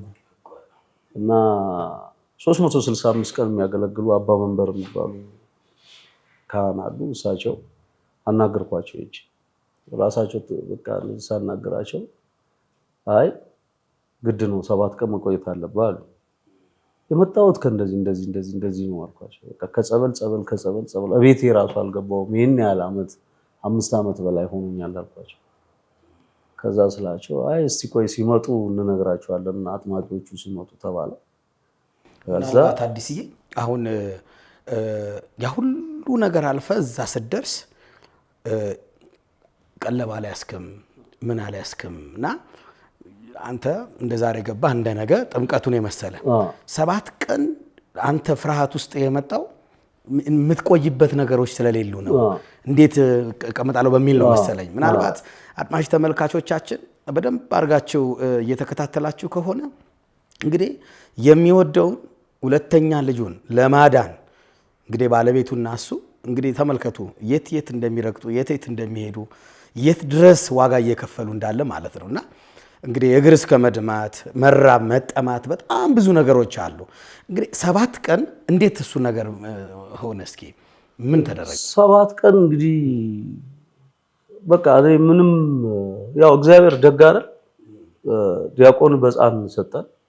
ዲያቆን ጸጋ በጻ ፍርፍር ድርቆሽ ይዞ ነበር። እሱ የሱን ምግብ እየበላ እሱ እያበላን ፍርፍር አፈርፍሮ እሱ እያበላን 5 ቀን ቆየን። 6ኛው ቀን ላይ አጥማቂዎቹ መጡ። 7ኛው ቀን ህማማት ነው። በህማማት ደግሞ ጥምቀት ነው። ከዛ አለቀስኩና ጠየቅኳቸው አባቶችን እንደዚህ ስጠይቃቸው አይ በቃ ይግባ ከጸበል ከመጣ ንስሐ ከገባ ይግባ አሉና አስገቡኝ። 6ኛው ቀን ላይ ማለት ነው። ህማማት ነው። እዛ 6ኛው ቀን ላይ ይግባ ሲባል ገባን፣ ዋሻ ውስጥ ገባን። ከዛ ወደ ጸበሉ ለመሄድ አባቶች ናቸው የሚመሩና ጧፍ እያበሩ ዋሻ ነው። እነሱ የረገጡትን እየረገጥክ ነው የምትሄደው። ወደ ግራም ከሄድክ ወደ ቀኝም ትጠፋለህ። እነሱ የረገጡትን ብቻ እየረገጥክ በዚህም ባህር ነው በዚህም ባህር ጨለማ ነው። እና እንደዚህ ስል ድንጋይ ጥቁር ድንጋይ እያረደህ ነው የምትገባው። እንደዚህ በቃ እሱ እየረገጥክ ነው የምትገባው። እና ልክ እዛ ጸበሉ ጋር ስንደርስ ጮኸ በቃ ከዛ አምጣው አሉና ቄስ አበባው ይባላሉ። ቄስ ጸጋዬ ቄስ አበባው ይባሉ ናቸው። አምጣው አሉና እንግዲህ በገመድ ታስሮ ነው የምትገባው። እሱን ግን እጁን ይዘው ከተቱት። ሲከት ለፈለፈ ቡዳ መተት አይነ ጥላ አገኛለ። ከዛ በአባቱ ላይ የተሰራ ነው አባቱን ነው የምፈልገው ምናምን አይነት ነገር የሚባል እንደዚህ እንግዲህ አሁን እነሱ እኔም ራሴ አላውቀውም ምን እንደሆነ ምናምን አላውቅም። እና በኋላ ላይ ተጠመቀ። አዝየው ወጣን ማለት ነው። እኔም ተጠመቅኩ፣ ባለቤቴም ተጠምቃ ወጣ። በሽታው አሁን ታወቀ፣ መንፈሱ ወጣ ታወቀ። አልተናገረም ነበር። አሁን ወጣ ግን ተናገረ። ተክልዬ ሲደርስ ተናገረና ከዛ በኋላ አዲ አለ ተናግሮ አያውቅም እና ደነገጥኩ። ከዛ ወዬ ስለው ራበኛ ነኝ በቃ ልነግርህ አልችልም። በቃ ተናግሮ አያውቅም፣ አይበላም። አንተ በግድ እንትን አርገው ነው እንትን የሚያደርገውና በቃ ከዛ እሺ ምናምን አወረን ነውና ቶሎ ብሎ በዲያቆን በጻ ፍርፍሩን ምናምን አፈራፈረና ምን አለና ከዛ መብላት ጀመረ። ከዛ በላልኝ ደስ አለኝ። በቃ እንደዛ ቀን በህይወቴ ድጋሚ እንደተወለደ ነው የምቆጥረው። ድጋሚ በቃ ተወልዶ እንደተሰጠኝ ነው የቆጠርኩትና ደስ አለን። ባለቤቴም በጣም ደስ አላት። አይዞ ተክልዬ ታምራቸውን ታያለህ ምናምን ተባልኩኝ። ከዛ እዛ ቁጭ አል እንግዲህ አባ ጋር መደወል ነበረብኝና አባ ጋር ደወልኩ ወደ ዘራብሩክ ማለት። ከዛ እዛ ስደውል እንግዲህ አሁን ለመድገም ሌላ 7 ቀን ነው የምትቆየው። ህጉ ነው በቃ ህጉ ነው። ለመድገም ሌላ 7 ቀን ትቆያለህ። ያቺ ማማት ማማት ደግሞ ከማማት ነው። ገንዘብ የለኝም ምንም ስንቅም አልያዝኩም።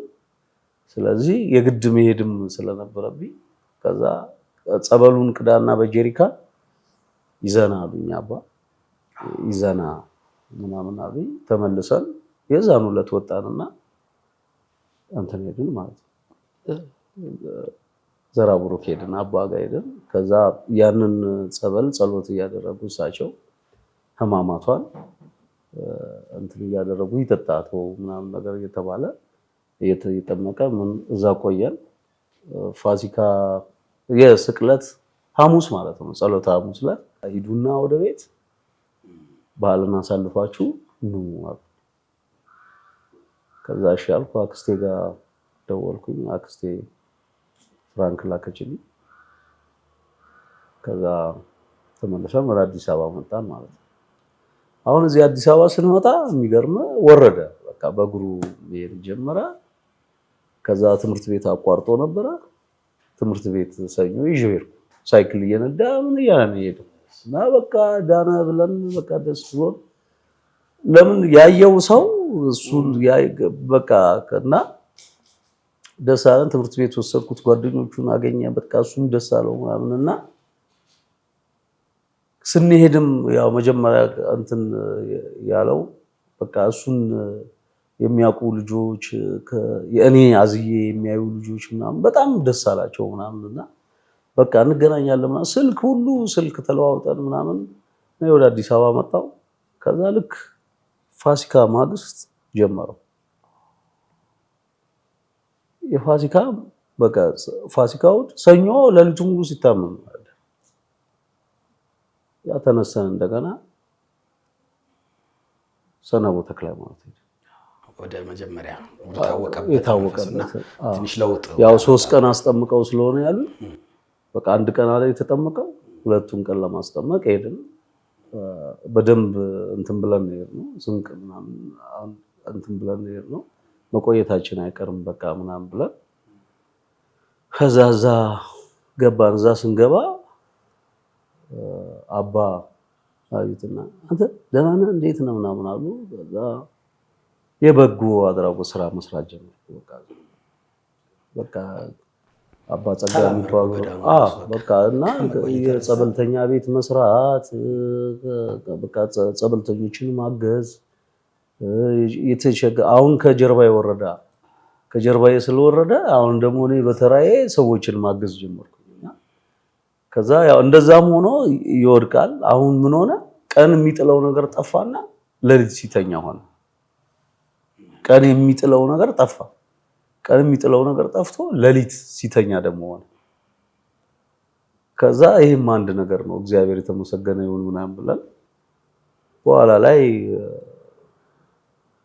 እሁድ ቀን ተጠምቀን 2ኛ ጊዜ ተጠምቀን ወጣንና እሁድ በአጽም ይዳሰሳልና ሲዳሰስ ምን ታረጋለህ ተባለ። ወደፊት ስታድግ ለተክለ ሃይማኖት ምን ታረጋለህ ተባለ ሲባል እንግዲህ እዛ ተክለ ሃይማኖት በቆየንባቸው 1 ወር ውስጥ ያየው ችግር እሱ አየ ጀርባዬ ላይ ሆኖ ይህ ጨለማው ምናምኑ ዋሻው ምናምን ያስጨንቀው ነበርና መብራት አሰራለሁ አለ። እዛ መብራት አሰራለሁ ሲል አባ ሰምተዋል አሉ። እንግዲህ ለምንንም ቢሆን እናረጋለን አልኩ። በቃ ይቺን ቃል ትንሽ ያብራራት እንዴ ዝም ብሎ ስለተቀመጣው ቦታ ላይ መጣ። ታስታውሳለህ አባቴ አይደል? አባ ያሉ ምን አሉ? አባ ያሉኝ ስታድግ ምን ታስራለህ ሲሉ መብራት አልሆንና ያው ስለትም ለመሳል አስቤ ነበር። ጧፍና ጥላም እንዳስገባ ወስኛለሁ እዛ። ሌላውን ምንም የምለው ነገር የለኝም። እግዚአብሔርን ማመስገን እፈልጋለሁ። አሜን አሜን አሜን አሜን። ጎበዝ ቤቢዬ። አሁን ቅድም አዲስ እንዳለው ዋሻው ምኑ ጨለማው ምኑ ጭንቅ ያደረግህ ነበረ በዛ ሰዓት? ምን ተሰማክ? ዋሻው ያው ጨለማ ነውና ዋሻው ውስጥ እዛ ባህር አለ። እዛ ደግሞ የምትጠመቀው በገመድ አንደኛ አሸንዳ ትጠመቃለህ። አሸንዳ ጸበል የሴትም የወንድም አለ። እዛ ተጠምቀ ዋሻለህ። ዋሻው ውስጥ ስትሄድ አባቶች ልክ እሱና አባቶች እየመሩ ነው የምትሄደው። ከዛ እዛ በገመድ ታድረው ወገብ ጋር ትንሽ በገመድ ጠበቅ ያደርጉና ድንጋይ ላይ ቆመ ትከተታለህ። ከዛ በኋላ ራሳቸው በገመድ እየሳቡ ያወጣዋል። እንደዛ ስትገባ ደነገጥክ? አልደነገጥክም? ጎበዝ ቤቢዬ ጎበዝ ጎበዝ። ከዛ ስለተሳልክ ያንን ጨለማው ምኑን ስላየ አባ ምን ማድረግ ትፈልጋለህ ሲባል ማብራት ማስገባት አልክ። ጎበዝ ቤቢዬ። በኋላ ምን ጠይቃለን? እሺ አዲስዬ እስቲ ደግሞ እንመለስ። በጣም የሚገርም ነው። የሚገርም የጸበሉ ታምር ምንድነው መሰለ? መንፈስ ያለበት ሰው ከሆነ በገመድ ታስሮ ሲከተት መንፈስ ያለበት ሰው ከሆነ አይንፈራገጥም፣ ይንሳፈፋል። ልክ አሁን የሞተ ሰው እንደሚንሳፈፋል አይደል? ይንሳፈፋልና በቃ መንፈስ ያለበት ሰው ይንሳፈፋል። መለያ ከዛ እሱ ሲገባ መጀመሪያ የሆነው ተንሳፈፋል። ከዛ በኋላ ነው እነሱ በመስቀል በምናምን ሲያረጉት ይቆና። ከዛ ደግሞ መንፈስ የሌለበት ሰው ከሆነ ደግሞ ይንፈራገጣል። እዛው ነፍስ ግቢ ነፍስ ውጪ ነው። በጣም ነው የሚቀሰቅሰው። ባህር ነው፣ ጨለማ ነው፣ በጣም ከባድ ነውና ያ ራሱ ቃል ኪዳን ነው። የተክለ ሃይማኖት ቃል ኪዳን ነውና ንስሐ ያልገባ ሰው ካለ ህልመ ሌሊት አይቶ የሚገባ ሰው ካለ ምናምን እባብ ይጮሃል፣ አያሳልፈም። እባብ ይጮሃልና በጣም ብዙ ታምራት የተደረገበት ቦታ ነው። ተክለ ሃይማኖት የጸለዩበት ቦታ ነው። ጎጃም ላይ የሚገኘው ነው አይደል? ወደ ፈረስ እና በጣም ውብ የሆነ ቦታ ነው። ብዙ ታምራት የተደረጉበት ተክልዬ ብዙ ታምራት የሰሩበት ቦታ ነው። ተክልዬ ያረሱት መሬት አለ እዛ፣ አሁንም እስካሁን ይታረሳል። ሞፈር ቀንበራቸው አለ። ባለ 4 አምድ የብራና ገርላቸው አለ። ዋሻ ነው። እጅግ በጣም ታሪካዊና በጣም ፈውስ ያለበት ቦታ ነውና በአፄ ኢያሱ ዘመነ መንግስት በ14ኛው መቶ ክፍለ ዘመን የተገነባ ነው። አፄ ፋሲለደስ ናቸው ገዳሙን የገደሙት ይባላል። ታሪካቸውን እዛ እንትን ሳረግና ሄዳችሁ ብታዩት በዚህ አጋጣሚ ጋብዛለሁ። እናንተንም ሄዳችሁ ብታዩ ወይም ቦታ ብታዩት በጣም ሊታይ የሚገባ ቦታ ነውና ማንም ይረዳቸው የለም። ያው እኛንም የምንሄደው ምህረት ያገኘን ሰዎች ሁሌ ነሐሴ ላይ አንቀርምና እንሄዳለን ተሰባስበን ምናምንና እና ምንድነው የሆነው ወደ እንትኑ ስንመለስ እንግዲህ መብራት አስገባለሁ አለ። ይሄንን እንግዲህ ያለው ሁለተኛውን ተጠምቀን ስንወጣ ነውና መናገር ጀመረ ምናምን በእግሩ መሄድ ጀመረ በቃና ስወጣ የድምጽ ማጉያ ይሰማኛልና ይሄ ድምጽ ማጉያ የት ነው የሚሰማው ምናምን ስላቸው አይ እዚህ ጋራው ላይ ነው ምናምን እንደው ገመድ ብንገዛ ኤሌክትሪክ ይስቡልናል ወይ ምናምን እንዴ እሱ ሶላር ነው አሉ። ሶላር ነው እንዴ ምናምን ስላቸው አዎ ሶላር እኮ ነው ምናምን ሲሉ በሉ መጣው። የዛኑ ቀን በቃ ወጣን። ቁርስም አልበላው ምንም አላልኩ። እሱንና ባለቤቴን ትቼ እኔ ወደ ደንበጫ ሄድኩ ልገዛ። ደንበጫ ሲሄድ ደንበጫ የለም። እዛው ጋር አዲስ አበባ ሲል ተነስቼ ገብቼ አዲስ አበባ መጣ። እዚያ አንዋር መስጊድ ጋር ጠየቅኩኝ። ስጠይቅ 25 አምፔር 250 ዋት ምናምን አሉ። ሁለት ስፒከር ሁለት ማይክ እንትን ይችላል አሉ። ስፒከር ይችላል፣ ሆርኑን አንድ ይችላል ምናምን አሉና አስረዳኝ ምናምን። ስንት ነው ስለው 25 ሺህ ብር ምናምን አካባቢ ያለኝና የነበረኝ ፍራንክ ያን አይሞላም ነበር ያንን ለማድረግና የጊዮርጊስ ማህበርተኞች ያሉ ልጄ ድኖልኛል አልኳቸው። በቃ ሰብስቤ ልጄ ድኖልኛል ተስዬ የመጣሁት መብራት አስገባለሁ ብዬ ተስዬ ነው የመጣሁት። ሶላር ደግሞ ስጠይቅ እንደዚህ ብለውኛል ሙሉልኝ ነው ያልኩት። ከዛ ጓደኞቼም ማህበርተኞቼ አላሳፈሩኝ።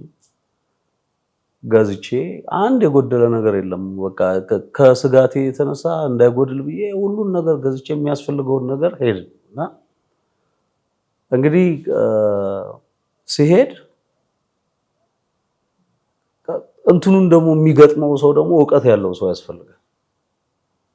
ከዛ ምን ይሻላል ምናምን ሲባል በቃ እንግዲህ ዞሮ ለግንቦት 12 ክብረ በዓላቸውም አጽመ ፍልሰታቸውም ስለሆነ አጽማቸው የፈለሰበት ስለሆነ ግንቦት 12 ድረስ ይሰራ ምናምን የሚል ነገር እንትን ሲያ በቃ እኔ መቻ ድሬ ብዬ አንድ ጓደኛ ነበረኝ፣ ሰዓሊ ጓደኛ ሰለሞን ይባላል። እንደገና እሱን አስቸግሬ ይዤ ገጠም። ከዛ መብራት በራ፣ ስለቱ ቃሉ ተፈጸመ እና አገሬው ግልብጥ ብሎ ወጣ። ተደሰቱ። ማይክ በማይክ አይቶ አያውቁም። የለም መብራት አይቶ አያውቁም። ምንም ነገር የለም። አዲስ ነገር ነው። ምንም ነገር የለም። በኋላ በቃ በጣም ደስ አላቸው። በጣም ተደሰቱ። በኋላ ሶስት ቤተክርስቲያን ደግሞ አላ ከተክልያ አራተኛው ምዕራፈ ማርያም አለሽ፣ ምዕራፈ ማርያም፣ ገነተ ማርያም እና ሰነቦ ጊዮርጊስ ተክለ ሃይማኖት ናቸው። እነዚህ ሶስቱ ደግሞ እንደው ለኛም እንደው መተህ ብታይልን ምናምን አሉኝና አይ አባቶቼ እኔ ምንም የለኝም ደሃ ነኝ፣ ይሄንን ለምኜ ጓደኞቼ ለምኜ ግን ጸሎት አድርጉልኝ፣ እግዚአብሔር ፍቃዱ ከሆነ ይሆናል፣ ጸሎት አድርጉልኝ ብዬ መጣው ማለት ነው። ወደዚህ መጣውኝ። በኋላ ላክስቴ ነገርኳት።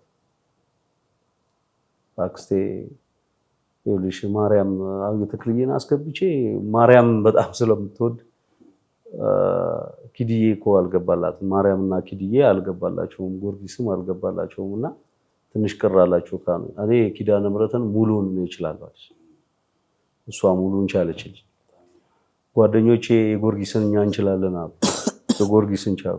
የኪዳነ ምሕረትን አንድ አሸብር የሚባል ጓደኛ ያለ አብሮ አደጌ እሱ ደግሞ እሱን ይችላል ማለት ነው። የአራቱም ተሟላና ብርሃን በብርሃኑ ደስ አለን፣ እኛም ደስ አለን።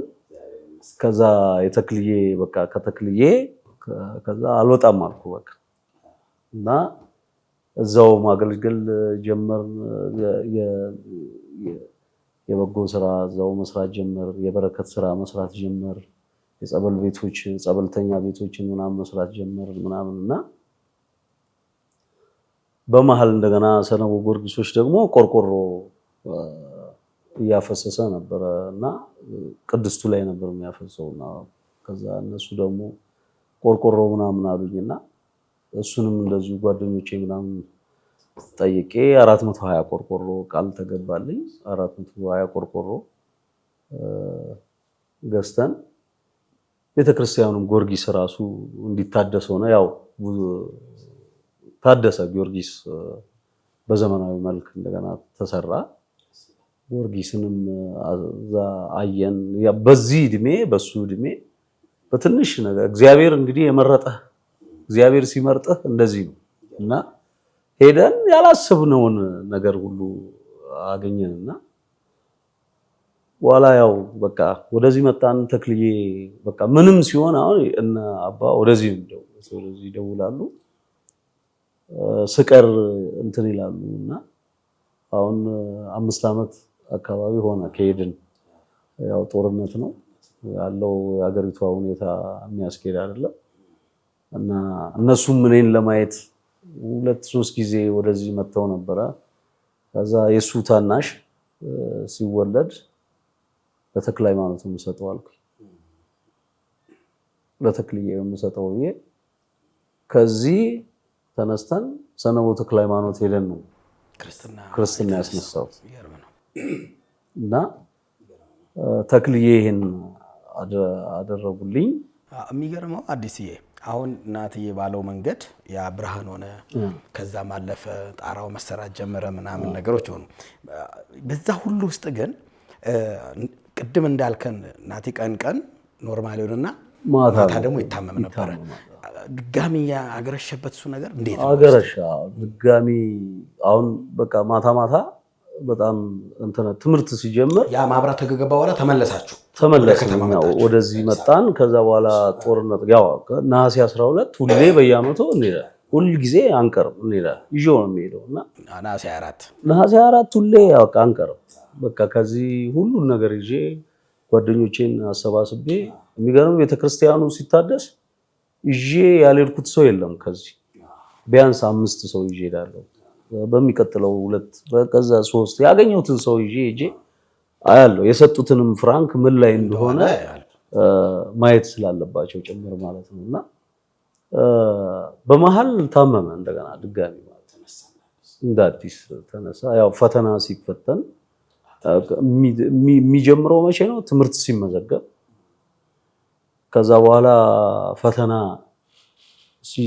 ሲሆን ከዛ ደግሞ ልክ ትምህርት ሊያልቅ ሲል እነዚህ 3 ጊዜያቶች በጣም እንፈተንባቸው ወራቶች ናቸው። ሲመዘገብ መሀል ፈተና ላይና ሲጨርስ ማለት ነው። 2 ዓመት ትምህርት አቋረጠ ድጋሚ ማለት ነው። ከዛ እንደገና ሰሚነሽ መሄድ ጀመርኩ። ወደ ሰሚነሽ መሄድ ጀመርኩ። እንግዲህ ሰሚነሽ እኛ ስንሄድ አንድም ነገር አልነበረ። ያውን የምናያቸው ልማቶች ሁሉ አልነበሩም። ሾላው ጋር ብቻ ነበረች አንድ የጸበልተኛ ቤት የነበረችው እና ድንጋይ ላይ ነበር የምንተኛው። እነ ሱራ የኪድዬ ልጅ ምናምን ሆነ ውድ ጉዞ ነበርና በቃ እንደገና መሄድ ጀመርኩኝ ከነሱ ጋር ምናምንና በኋላ በቃ ሙጥኝ አልኩ። ለኪዳነ ምሕረት ሁሌ እነግራታለሁ፣ እናቴ አሳፍረሽኝ አታውቂም፣ ምንም ነገር ቸግሮኝ አላውቅም አንቺን ይዤና እናቴ እባክሽ እያልኩ ሁሌ ያለቅሳለሁና ግን ምንድነው በዚህ ውስጥ ሳልናገር ማላልፈው ነገር ምንድነው መሰላችሁ? ምዕመናንም እንድትረዱኝ የምፈልገው እግዚአብሔርን ስንጠይቅ በንጹህ ልቦናችን ነው መጠየቅ ያለብንና ንስሐ ገብተን ጾመን ሰግደን ጸልየን ልክ ደግሞ የጾሙ ሰዓት ሲያልቅ ተመልሰን ወደ ነበርንበት ከተመለስን እሱ አይሆንም፣ አስቸጋሪ ነው። ብዙ ፈተና ውስጥ ወደኩት በዛ ነው። እኔ የተፈተንኩት በዛ ነው። ከስራዬም አንፃር ከምሰራው ስራ አንፃር የተፈተንኩት በዛ ነውና ምንድነው እጾማለሁ፣ ጸልያለሁ፣ ሰግዳለሁ። ልክ ጾሙ ሲያልቅ እንደዛ ደግሞ ልክ ሲመለስ እኔ ተመልሼ ወደ ነበርኩበት ስራ ሄዳለሁ እና ያ ፈተነኝ። መተዳደሪያዬ ነው፣ ምንም ማድረግ አልችልም እና በኋላ ላይ ግን ወሰንኩ። በቃ ይሄ ነገር ከኔ ጋር ሜር ነገር አይደለም ምናምን ብዬ እንትን አልኩኝና በኋላ ለአባቴም ነገርኩ፣ ለንስሐ አባቴም ነገርኩ። አይ መተዳደሪያ ከሆነ አሁን በኦርጋን መስፈኑን በምናምን እሱን አቁሜ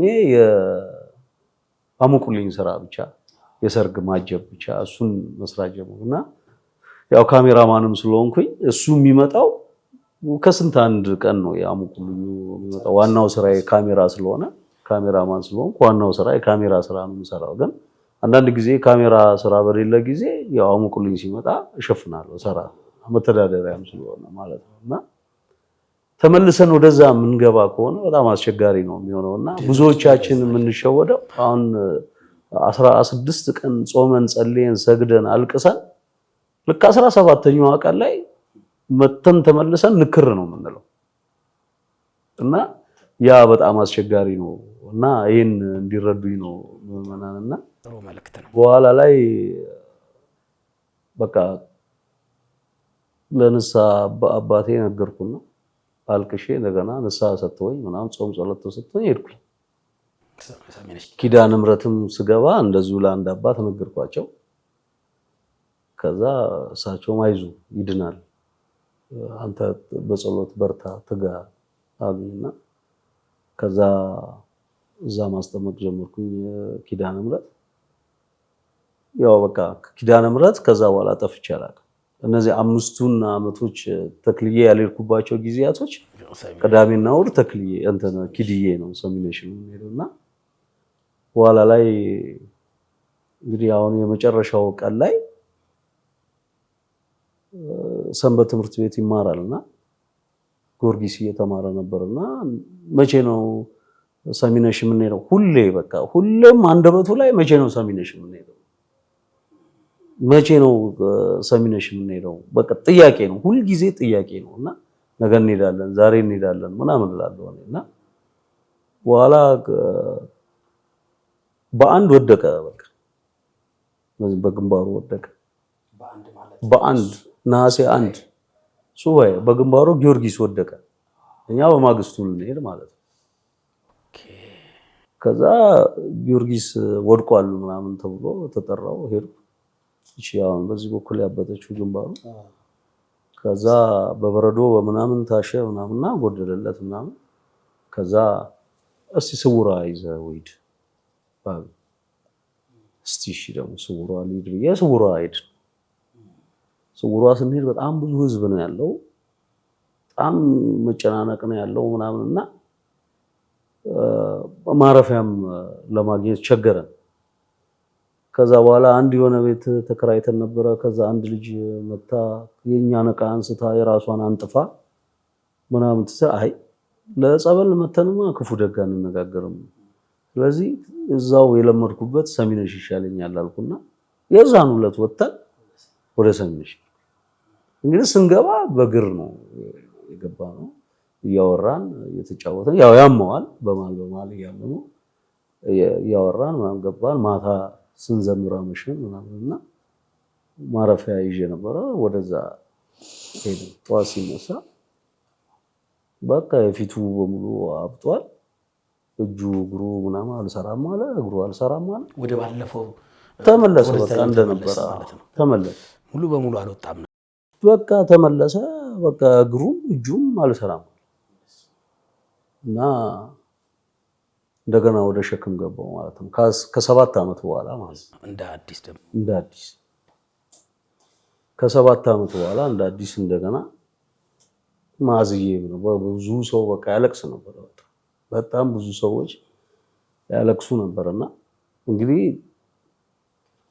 7 ቀን እንደዛ አዝዬ በቃ ቅዳሴ ላይም ኪዳንም ምንም በቃ እንትን ነው። በኋላ ላይ ገርል የደብረ ታቦር ዕለት ማለት ነው። ገርል እናቴ መታ ነበረ ልታየው፣ እህቴና እናቴ መተው ነበረ እና ገርል ስንሄድ እኔና እሱ ብቻ ነበር የሄድነው። አንድ ወንድም ያለ ጸበል ያገኘሁት መንበር የሚባል ልጅ ነበረ። እዛው ሰነቦ ተክለ ሃይማኖት ነው ያገኘሁት። በቃ እንደ ወንድም አድርጎ አሁን በዚህ በእንትኑ ሲቸግረው ልምጣው ሲለኝ እና አልኩት። አሁን ከኔ ጋር የሚኖረው እና ከሱ ጋር አብረን ሄር ነው ይዘ ነው። ከዛ ባለቤቴን ትቻት ነበር። ኦኬ ሰሚነሽ ማለት ነው። በኋላ ላይ በቃ ዘጋ እና እኔ ማልቀስ ጀመርኩኝ። ምናምን ትንፋሹ ምናምን ጠፋብኝ ምናምን በቃ ሞተ ምናምን ብዬ ነው ያሰብኩት። ለማንኛውም ብዬ ከባለቤቴ ጋር ደውልላትና ትምጣ አልኩት። መታ ሞቶም ከሆነ አስክሬኑን ይዘን እንሄዳለን ምናምን፣ መታ ግን ተው አልኩና ያው ማየት አለባት ምናምን ብዬ ያው 3 ቀን ሙሉ በቃ በጣም በቃ ተሰቃየ። እሱም በቃ አይናገርም፣ በቃ እንደዚህ እንዳበጠ ፊቱ ምናምን እንደተኛ ነው። በኋላ ላይ እሷ መጣች። ስትመጣ ስታየው ደነገጠች። ከዛ ይዘን በቃ ገርል ይሸከም ይዛችሁት ግቡ ተባለ። ገርል ተሸከሙ ምናምን ተብለን ገርል ተሸከምን። እንትን ቅባ ቅዱሱን ምናምን እየቀባ ነው ነበረ እና አባም አዘዙልኝ ቅባ ቅዱስ እንዲቀቡት አንድ ካህን ሰጡኝ እና ከዛ የማር እምነቱንም ምናምን መቀባት ጀመርኩ። ያባበጠውን ምናምን በኋላ ላይ የደብረ ታቦር ዕለት ገርል ተሸክመን ወጣ። ገርል በ12 ገርል እንትን ተሸከምንና ወጣን። ከዛ ወደ ማረፊያ ነው እና አባ ናቸው የላኩልህ እያልኩ ሁሉ ጊዜ የእንትኑን ምግብ ነው የምሰጠው፣ የገዳሙ ምግብ ነው በፌስታል ገዛና አባ ናቸው የላኩት እና ይዘጣዋለሁ። እሱን ነው የሚበላው። አሁን አዲስ እዚህ ጋር አንድ ጥያቄ የምጠይቅህ እንግዲህ ያ ሁሉ መከራ ታለፈ። ከዛም በኋላ ደግሞ ጎጃም በሚገኘው በአቡነ ተክለ ሃይማኖት በሳቸው ጸበል ደግሞ ፈውስ አገኘ። መለስ አለለት፣ ቆሞ መሄድ ጀመረ፣ መናገር ጀመረ፣ መብላት ጀመረ፣ ትምህርት ቤትም ገባ።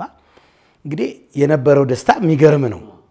በጣም ድንቅ የሆነ ነገር ውስጥ ነው ያለው እና አሁን ደግሞ መልሶ ደግሞ ወደዚህ እንትን ውስጥ ሲገባ የሆነ ልብ ይሰብራል። መቼም ተገላገልኩ ብለህ ያ ሁሉ መከራን አልፈ ይሄ ሲሆን ምን ፊል አደረክ? ምን ውስጥ ማለት እንደ ሰውኛ ይከብዳል። መቼም የእግዚአብሔር የሥራ ቀን አለው ሁሉ ነገርና ምን አይነት እንዲያው አሁንም እንዲህም ጠይቅህ አድማጭ ተመልካቾች በዚህ ውስጥ የሚያልፉ ሰዎች አሉና ዳነ አበቃ የምትለው ነገር መልሶ ደግሞ እንዲህ ሊመጣ ይችላል እና ዛሬ እዚህ ጋር የቆምክበት ደግሞ ያ ሁሉ ነገር ደግሞ አልፎ ነውና ይቺን ነገር አዲስ የባክን እንዲያው ብዙ ነገር ነው አይምሮ ውስጥ የሚመጣው። እንግዲህ እዛ መተት ብሏል፣ ቡዳ ብሏል፣ አይነ ጥላ ምናምን ብሎ ጮኋል። ይሄን እናውቃለን ምናምን ነገርና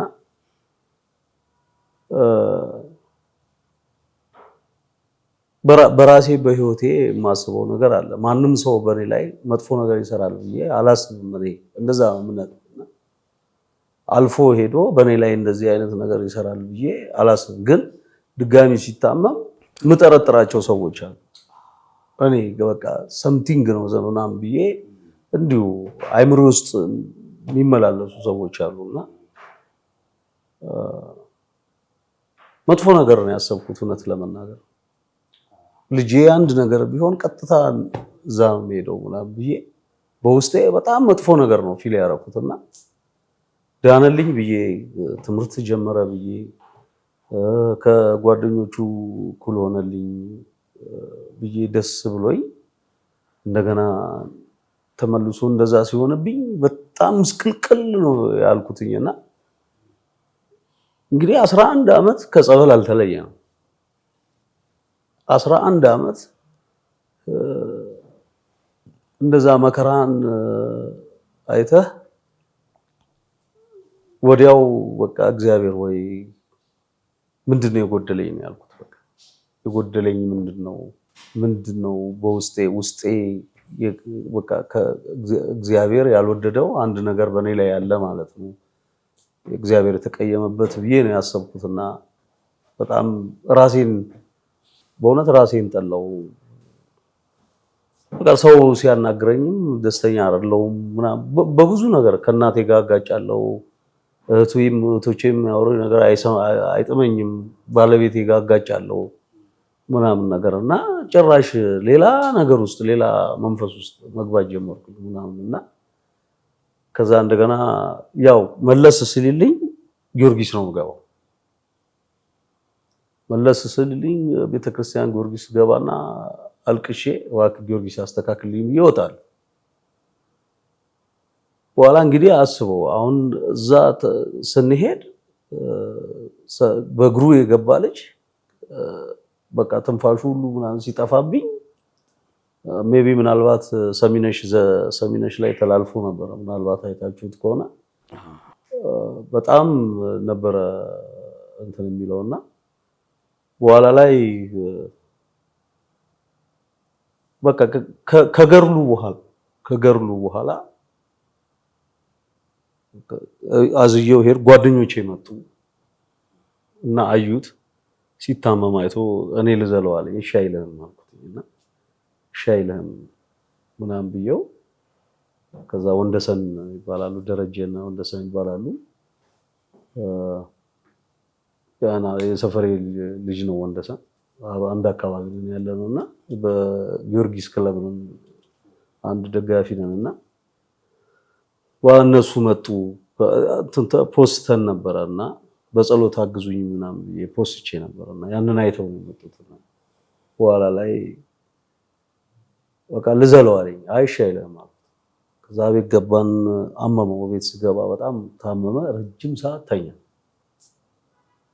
ረጅም ሰዓት ወደ 2 ሰዓት 3 ሰዓት ነው ተኛ። ታመመ። ቤት ውስጥ ጣለው በተኛበት። ከዛ በኋላ ረጅም ተኛ። በኋላ ላይ ሲነቃ ያው ምግብ ለማብላት ስንቀሰቅሰው በላና በእግሬ ነው የሚሄደው አልኩት። በእግሬ ነው የሚሄደው። እሺ አልኩት።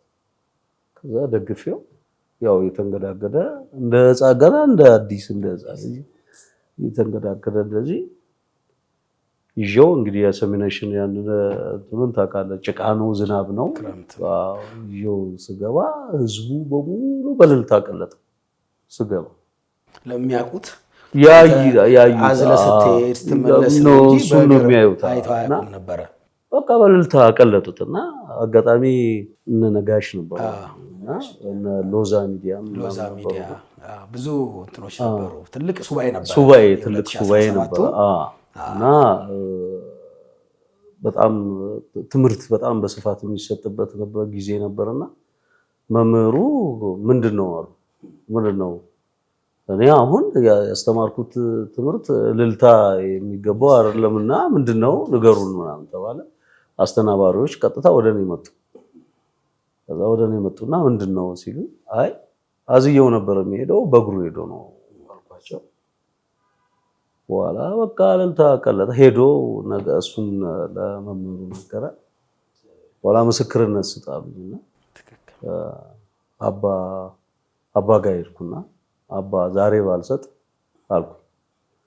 ምክንያቱም የሚጥል በሽታ ነው ገብቷል። ላይቭ የሚተላለፍ ፕሮግራም ነውና ድንገት እዛ መድረክ ላይ ቢታመም ሌላ የሚያየው ሰው ድራማ ነው ምናምን ይላል እና የእግዚአብሔርን ጸጋ አያውቅም ሰው እና እንደነሱ ይመስላችኋል እና የእግዚአብሔርን ኃይል የሚገለጥበት ቦታ መሆኑን አያውቁም እነሱ እና ይሳልቁብሃል። ገብቷል።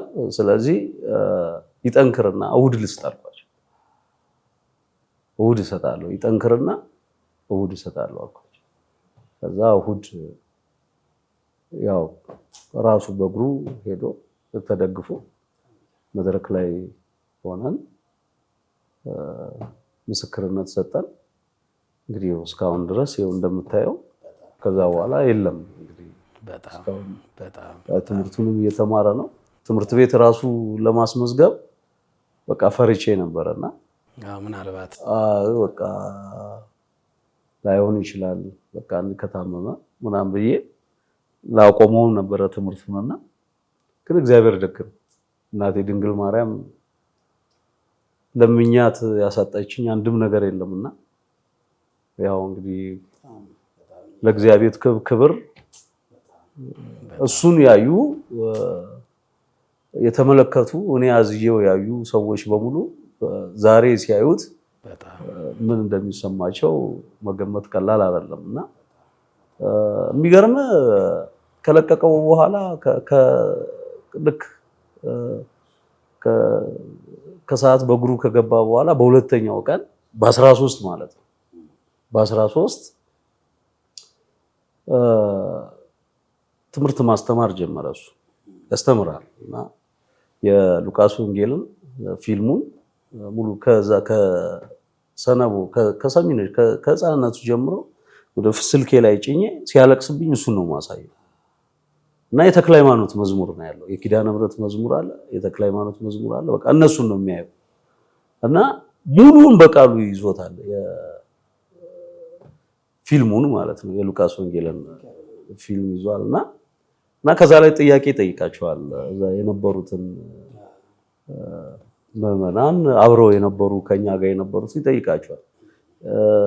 ዮሐንስ ምን አለ? ዮሐንስ እንደዚህ አለ። በቃ ይጠይቃል እና እነሱ ግራ ይገባቸዋል እና አራ እንደዚህ እንደው ከዛ እሱ ይመልሳል ራሱ ይመልሳል። ታዲያ ሰይጣን እሱን ባይፈታተነው ነበር ምናምን ይላሉ እነሱና ሙሉ የሉቃስ ወንጌልን ፊልም አስተማራቸው እና ከውልደቱ ከዘፍጥረት ጀምሮ እስከ ስቅለቱ ያለውን አስተማራቸው። ከዛ በኋላ በቃ በጣም ደስ ብሎ ስልኩን ያልወሰደ የለ ስልክ ስጠን ብለው ማስታወሻ ሁሉ የወገዝተውለት ምናምን ቅድስት ምናምን እና ብዙዎቹ ይደውሉልኛል እንዴት ነው አሁን ምናምን ይላሉና እግዚአብሔር ይመስገን ያው ድኖልኛል። በጣም ከኔ ጋር አብረው የተጨነቁ ያዘኑ ያለቀሱ እግዚአብሔርን በጸሎት የጠየቁ ብዙ ምዕመናን አሉ ከኔ ጋር የነበሩ።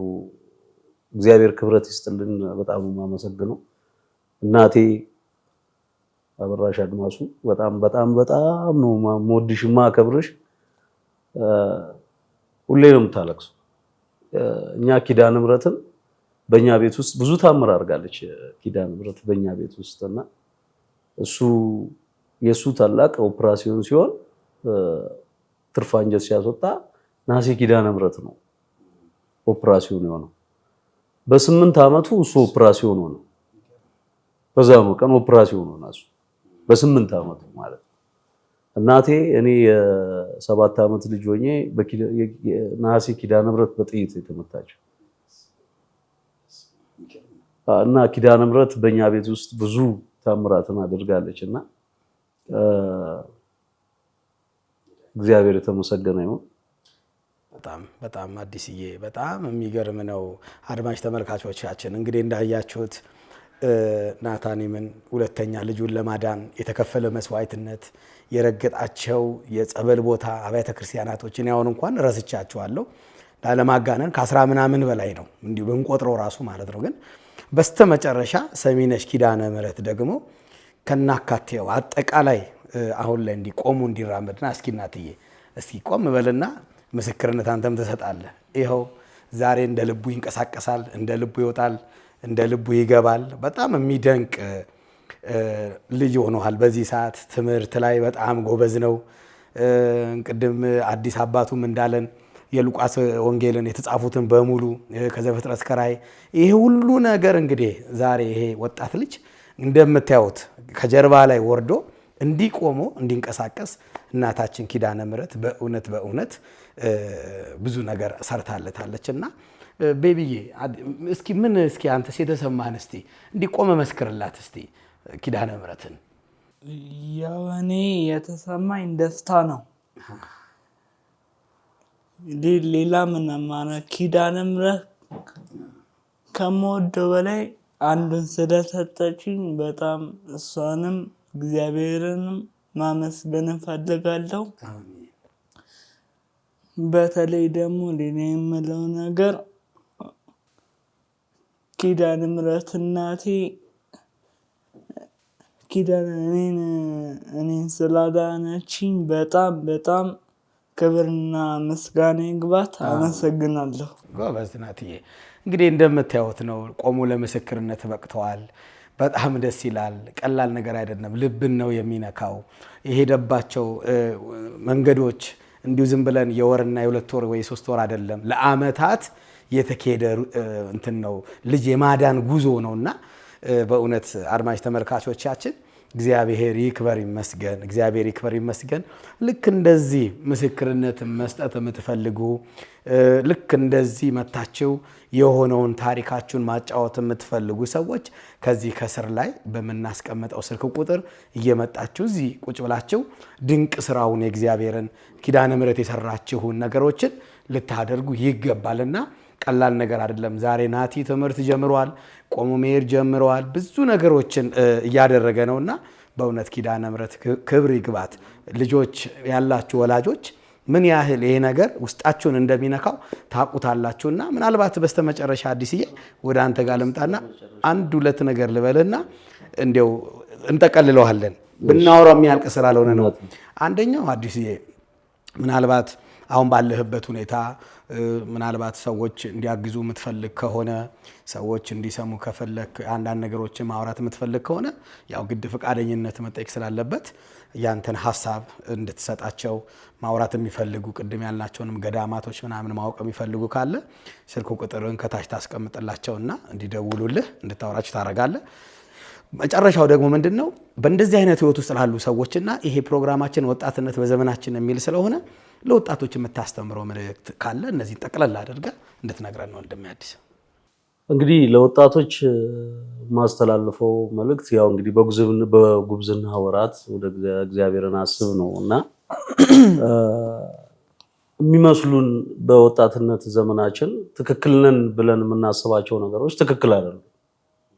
ያ ማለት ሁሉንም ሰው ይወክላል ማለት አይደለም። በወጣትነት ዘመናቸው በጣም ብዙ ድንቅ ነገር የሰሩ ወጣቶች እንዳሉ ሁሉ በዛሉ ልክ ደግሞ የጠፉ ወጣቶችም አሉና ለነዛ ሰዎች እግዚአብሔር ልብ ይስጥልን እና ወጣትነት በጣም ከባድ ነው። የምንፈተንበት ወቅት ነው። ገንዘብን ብቻ መሰረት አድርገን የምንጓዝበት ታይም ነው።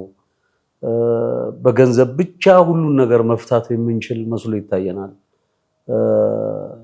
የምናገኘው ነገር እኛ ራሳችን የምናገኘው ይመስለናል። እግዚአብሔር የሚሰጠን አይመስለንም። በወጣትነት ዘመናችን ምንም ነገር ስለማናጣ በዚህም በዛም ሄደን የሆነ ነገር ስለምናገኝ ያንን የሚሰጠን ክርስቶስ መሆኑን ዘነጋና ክርስቶስ የሰጠንን ነገር መልሰን ደግሞ ለኃጢአት እናውለዋለን እኛና እነዚህ ነገሮች በጣም ይፈትኑ። በወጣትነት እድሜ በጣም እንፈተንባቸው ነገሮች ናቸው። በተለይ ገንዘብ አሁን ያው የምናየው ነገር ነውና አብዛኛው ሰው በገንዘብ ራሱን የሚለውጥበት ጊዜ ነው።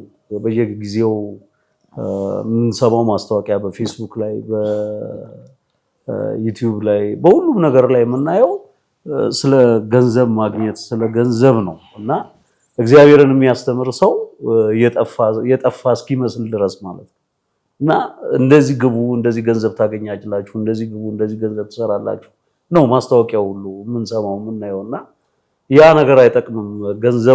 ከገንዘቡ ይልቅ ወደ እግዚአብሔር ከቀረብን እግዚአብሔር የሚያስፈልገንን ምንፈልገውንና የሚያስፈልገንን እግዚአብሔር ያውቃልና እግዚአብሔር ነው የሚሰጠን። ስለዚህ ከገንዘቡ በፊት እግዚአብሔርን ማስቀደም፣ እግዚአብሔርን ማሰብ፣ ወደ ልባችን መመለስ አለብን። እንግዲህ ብዙ ነገራችንን እያጣን ያለነው በገዛ እጃችን ነው። እንግዲህ እየሞትን ነው፣ እየተገደልን ነው። ህብረት የለንም። ህብረት የሌለን ደግሞ በተለያየ ሱስ ውስጥ ስላለን ነው፣ ሌላ ነገር አይደለም። አንዱ ትልቁ ፈሪ ያደረገን ሱሳችን። ሱስ ውስጥ ያለ ሰው ምንም ብትለው ምንም ብታረገው ወደ ራሱ ወደ ቤቱ አይም እና ከዛ ነገር ውስጥ መውጣት አለብን። ቤተክርስቲያንን ለማዳን ራሳችንን ለማዳን ወደ ነበረበት ወደ ቀደመው ክብራችን ለመመለስ መጀመሪያ ከሱስ ውስጥ መውጣት አለብን። አንድ መሆን አለብን። ስለ ቤተክርስቲያን ማሰብ መቻል አለብን። የምንዘምረው ዝማሬ የምናገለግለው አገልግሎት ሁሉ የሚሰብረው በዚህ በወጣትነት ነገራችን የምናደርገው ነገር ሁሉ የሚሰብረው እግዚአብሔርን ስንይዝ ነውና ከእግዚአብሔር ጋር ሲሆን ሁሉም ነገር የተስተካከለ ያማረ ይሆናልና ራሳችንን ለማስከበር በፌስቡክ በዩቲዩብ በሁሉም በሶሻል ሚዲያ ላይ የምናደርጋቸው ነገሮች እንዳሉ ሆነው ነገር ግን ቤተክርስቲያናችንን ልንጠብቅ የምንችለው ደግሞ እኛ ራሳችን። ስለዚህ በመገኘት ቤተክርስቲያን በመሄድ ወደ ራሳችን በመመለስ ንስሐ በመግባት ለፈጣሪም በመገዛት ጭምር ለፈጣሪም በመገዛት አልገዛም ብለን ነው ብዬ ነው የማስበው እና ለፈጣሪም መገዛት ይኖርብናልና ከተሰጠን ህግጋቶች ውስጥ አንዱን እንኳን መፈጸም ብንችል እግዚአብሔር አያጠፋም። እኛ ለአጥፊ አምላክ አይደለም እግዚአብሔር። ከተሰጠን 10ቱ ትእዛዛቶች ውስጥ እንኳን ጓደኛህን እንደራስህ አድርገህ ውደድ የሚለውን ምን ያህሎቻችንን ተገብረዋል? እና ወደ ህጉ ወደ ስርዓቱ እንምጣ። ወደ ቤተክርስቲያን ወደ ቀደመችው ወደ አባቶቻችን ስርዓት እንምጣ። አሁን የምንሰማቸው ነገሮች ሁሉ የገንዘብ የነዋይ እግዚአብሔርን የሚያስረሱ ቤተክርስቲያንን የሚያስጠሉ ነገሮች ናቸውና እነዛን ነገሮች ትተን ወደ ቤተክርስቲያን እንምጣ። ወደ አባቶቻችን ወደ ነበረው ባህላችን ትውፊታችን እንመለስ ነው የምለው። በዚህ አጋጣሚ ቅድምም አንተ ማገዝ የሚፈልጉ ምናምን ስላልክ ነውና እኔን ሳይሆን እኔ እግዚአብሔር ይመስገን ሰራለው፣ ገቢ ያለኝ ሰው ነኝ፣ ስራ አለኝ፣ ካሜራማን ነኝ፣ እሰራለሁ። እኔ ችግር የለብኝምና ነገር ግን አሁን ልጄ ከታመመ ጀምሮ ከ11 ዓመት ጀምሮ በቃ ለቤተ ክርስቲያን በራሴ እግዚአብሔር በፈቀደው መልኩ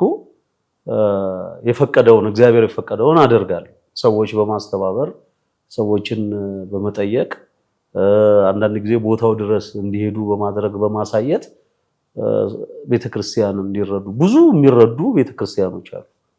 ከአዲስ አበባ ውጭ ያሉ በጣም ጧፍ የሌላቸው ዘቢብ የሌላቸው ማገልገያ የሚያገለግሉበት ነገር ያጡ ብዙ ገዳማት ቤተክርስቲያኖች አሉ። እዚህ ቅርባችን እዚቹ ከአዲስ አበባ 100 እና 150 ኪሎ ሜትር ወጣ ብለንና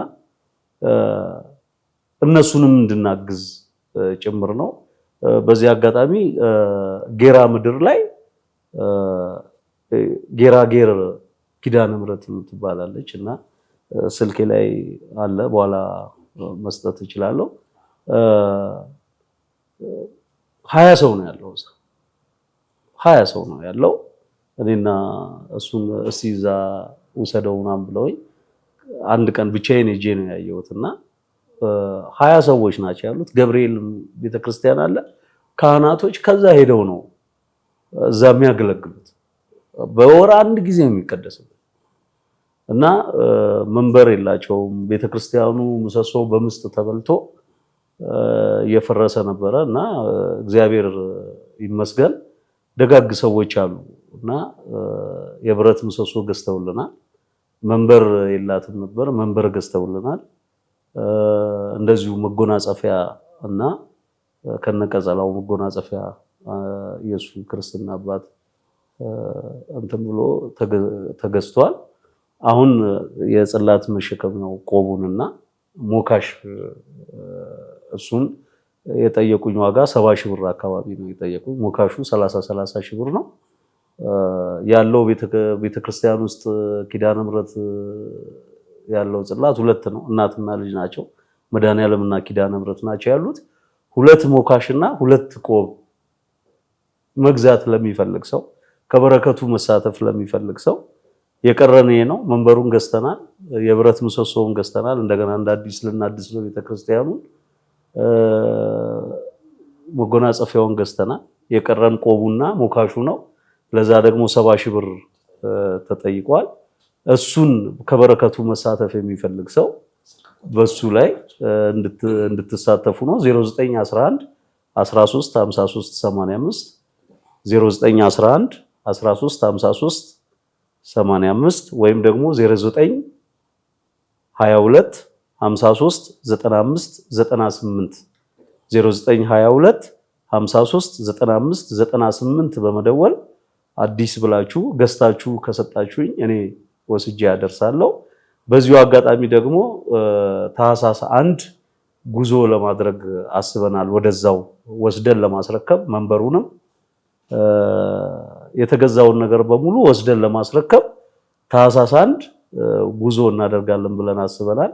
በዚህም ጉዞ ላይ መሳተፍ የምትፈልጉ ሰዎች አሁን በነገርኳችሁ ስልክ ደውላችሁ አብረን ሄደን ከበረከቱ መሳተፍ የምንችል መሆኑን በዚሁ ገልጻለሁ። እግዚአብሔር ይስጥልን። አመሰግናለሁ። በጣም እናመሰግናለን አዲስዬ።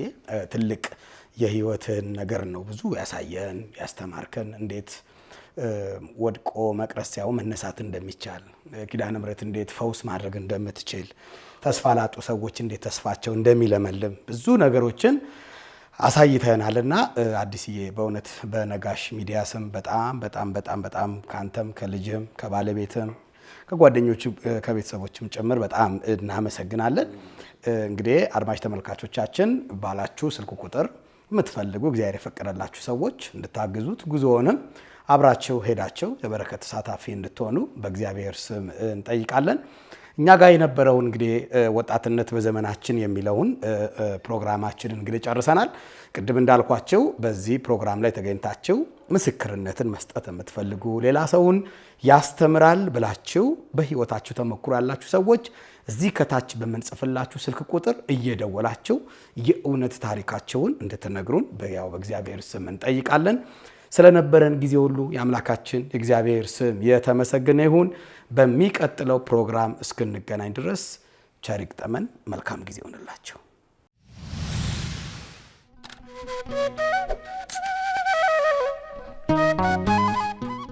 አምላክ እስራኤል ክበርልን፣ ዘላለም ፍቅር የወደድከን ክንድ ዘወትር የጥቅምት ስንብት የወርኃ ኅዳር መዓዛ ዘመነ ጽጌ ሁለቱን አያይዛ መስከረምን ሸኘናት የሙታንሳ አባቶችን አደራን አስይዛ። የተዋህዶ ልጆች በሚቆጠር ዕድሜ የማይቆጠር በረከት ስጡት ይሰጣችኋል ሲሰጥ ለማያልቅበት። ልጆቻችን በዓቶቻችንን ጨርሱ የሚለውን የሙታንሳ ገዳም አባቶቻችንን ድምፃቸውን አትርሱ።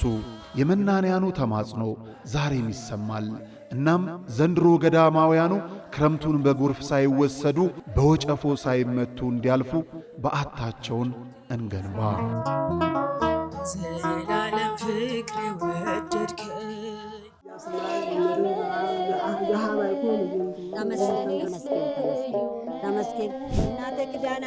ለድካማችሁ ረፍትን የምትናፍቁ ለሕመማችሁ መድኃኒት ፍለጋ የምትባዝኑ ተፈውሳችሁ ለመመለስ ወደ አንጎለላ ጽራርያም ሰሚነሽ ኪዳነ ምሕረት ኑ። በፈዋሽ ጸበሏ ተጠምቀን በእምነት በረከቷ ተሞልተን ደግሞ እንደ መላእክቱ በዝማሬ በምስጋና ደጇን ተሳልመን እንመለሳለን። ስለ ጉዞ በፍጹም እንዳታስቡ። ዘወትር ቅዳሜና እሁድ ከሌሊቱ 11 ሰዓት ጀምሮ መገናኛ ደራርቱ ሕንፃ ፊት ለፊት ወስዶ የሚመልስ በርካታ ባሶችን አቁመን እንጠብቆታለን። ለበለጠ መረጃ ከታች ባሉት የገዳሙ የጉዞ ስልክ ቁጥሮች ይደውሉ። መባ ስጦታችሁን ለመላክ ደግሞ የገዳሙን የባንክ አካውንቶች ይጠቀሙ።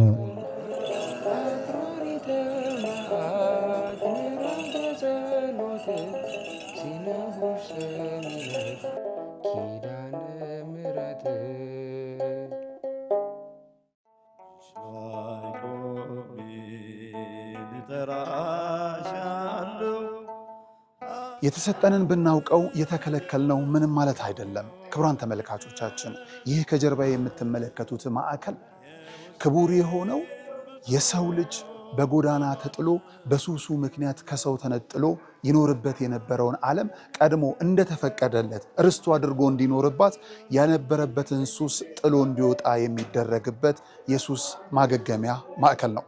ልጆቻችን፣ ወላጆቻችን፣ ጓደኞቻችንም ጭምር በዚህ ሰዓት የት ናቸው ብለን ስናስብ በአእምሮ ህመም የሚሰቃዩ ባልባሌ ሱሶች ውስጥ ወድቀው ትላንት ከነበሩበት ከፍታ ዝቅ ብለው የሚታዩ ነገ ወደ ነበሩበት የሚመለሱ ስለመሆናቸው እርግጠኛ ይሁኑ። ምክንያቱም በዚህ ማዕከል ሁሉ ተችሏልና።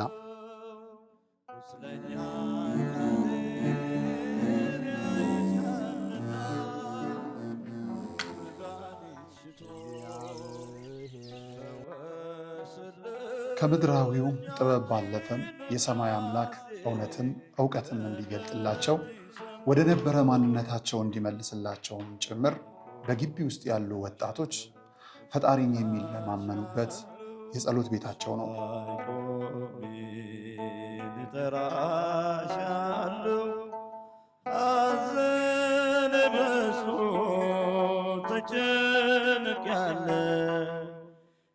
የውስጤን ብሶት ለማልነግር ደጋፊ የለኝ ካንቺ በቀር።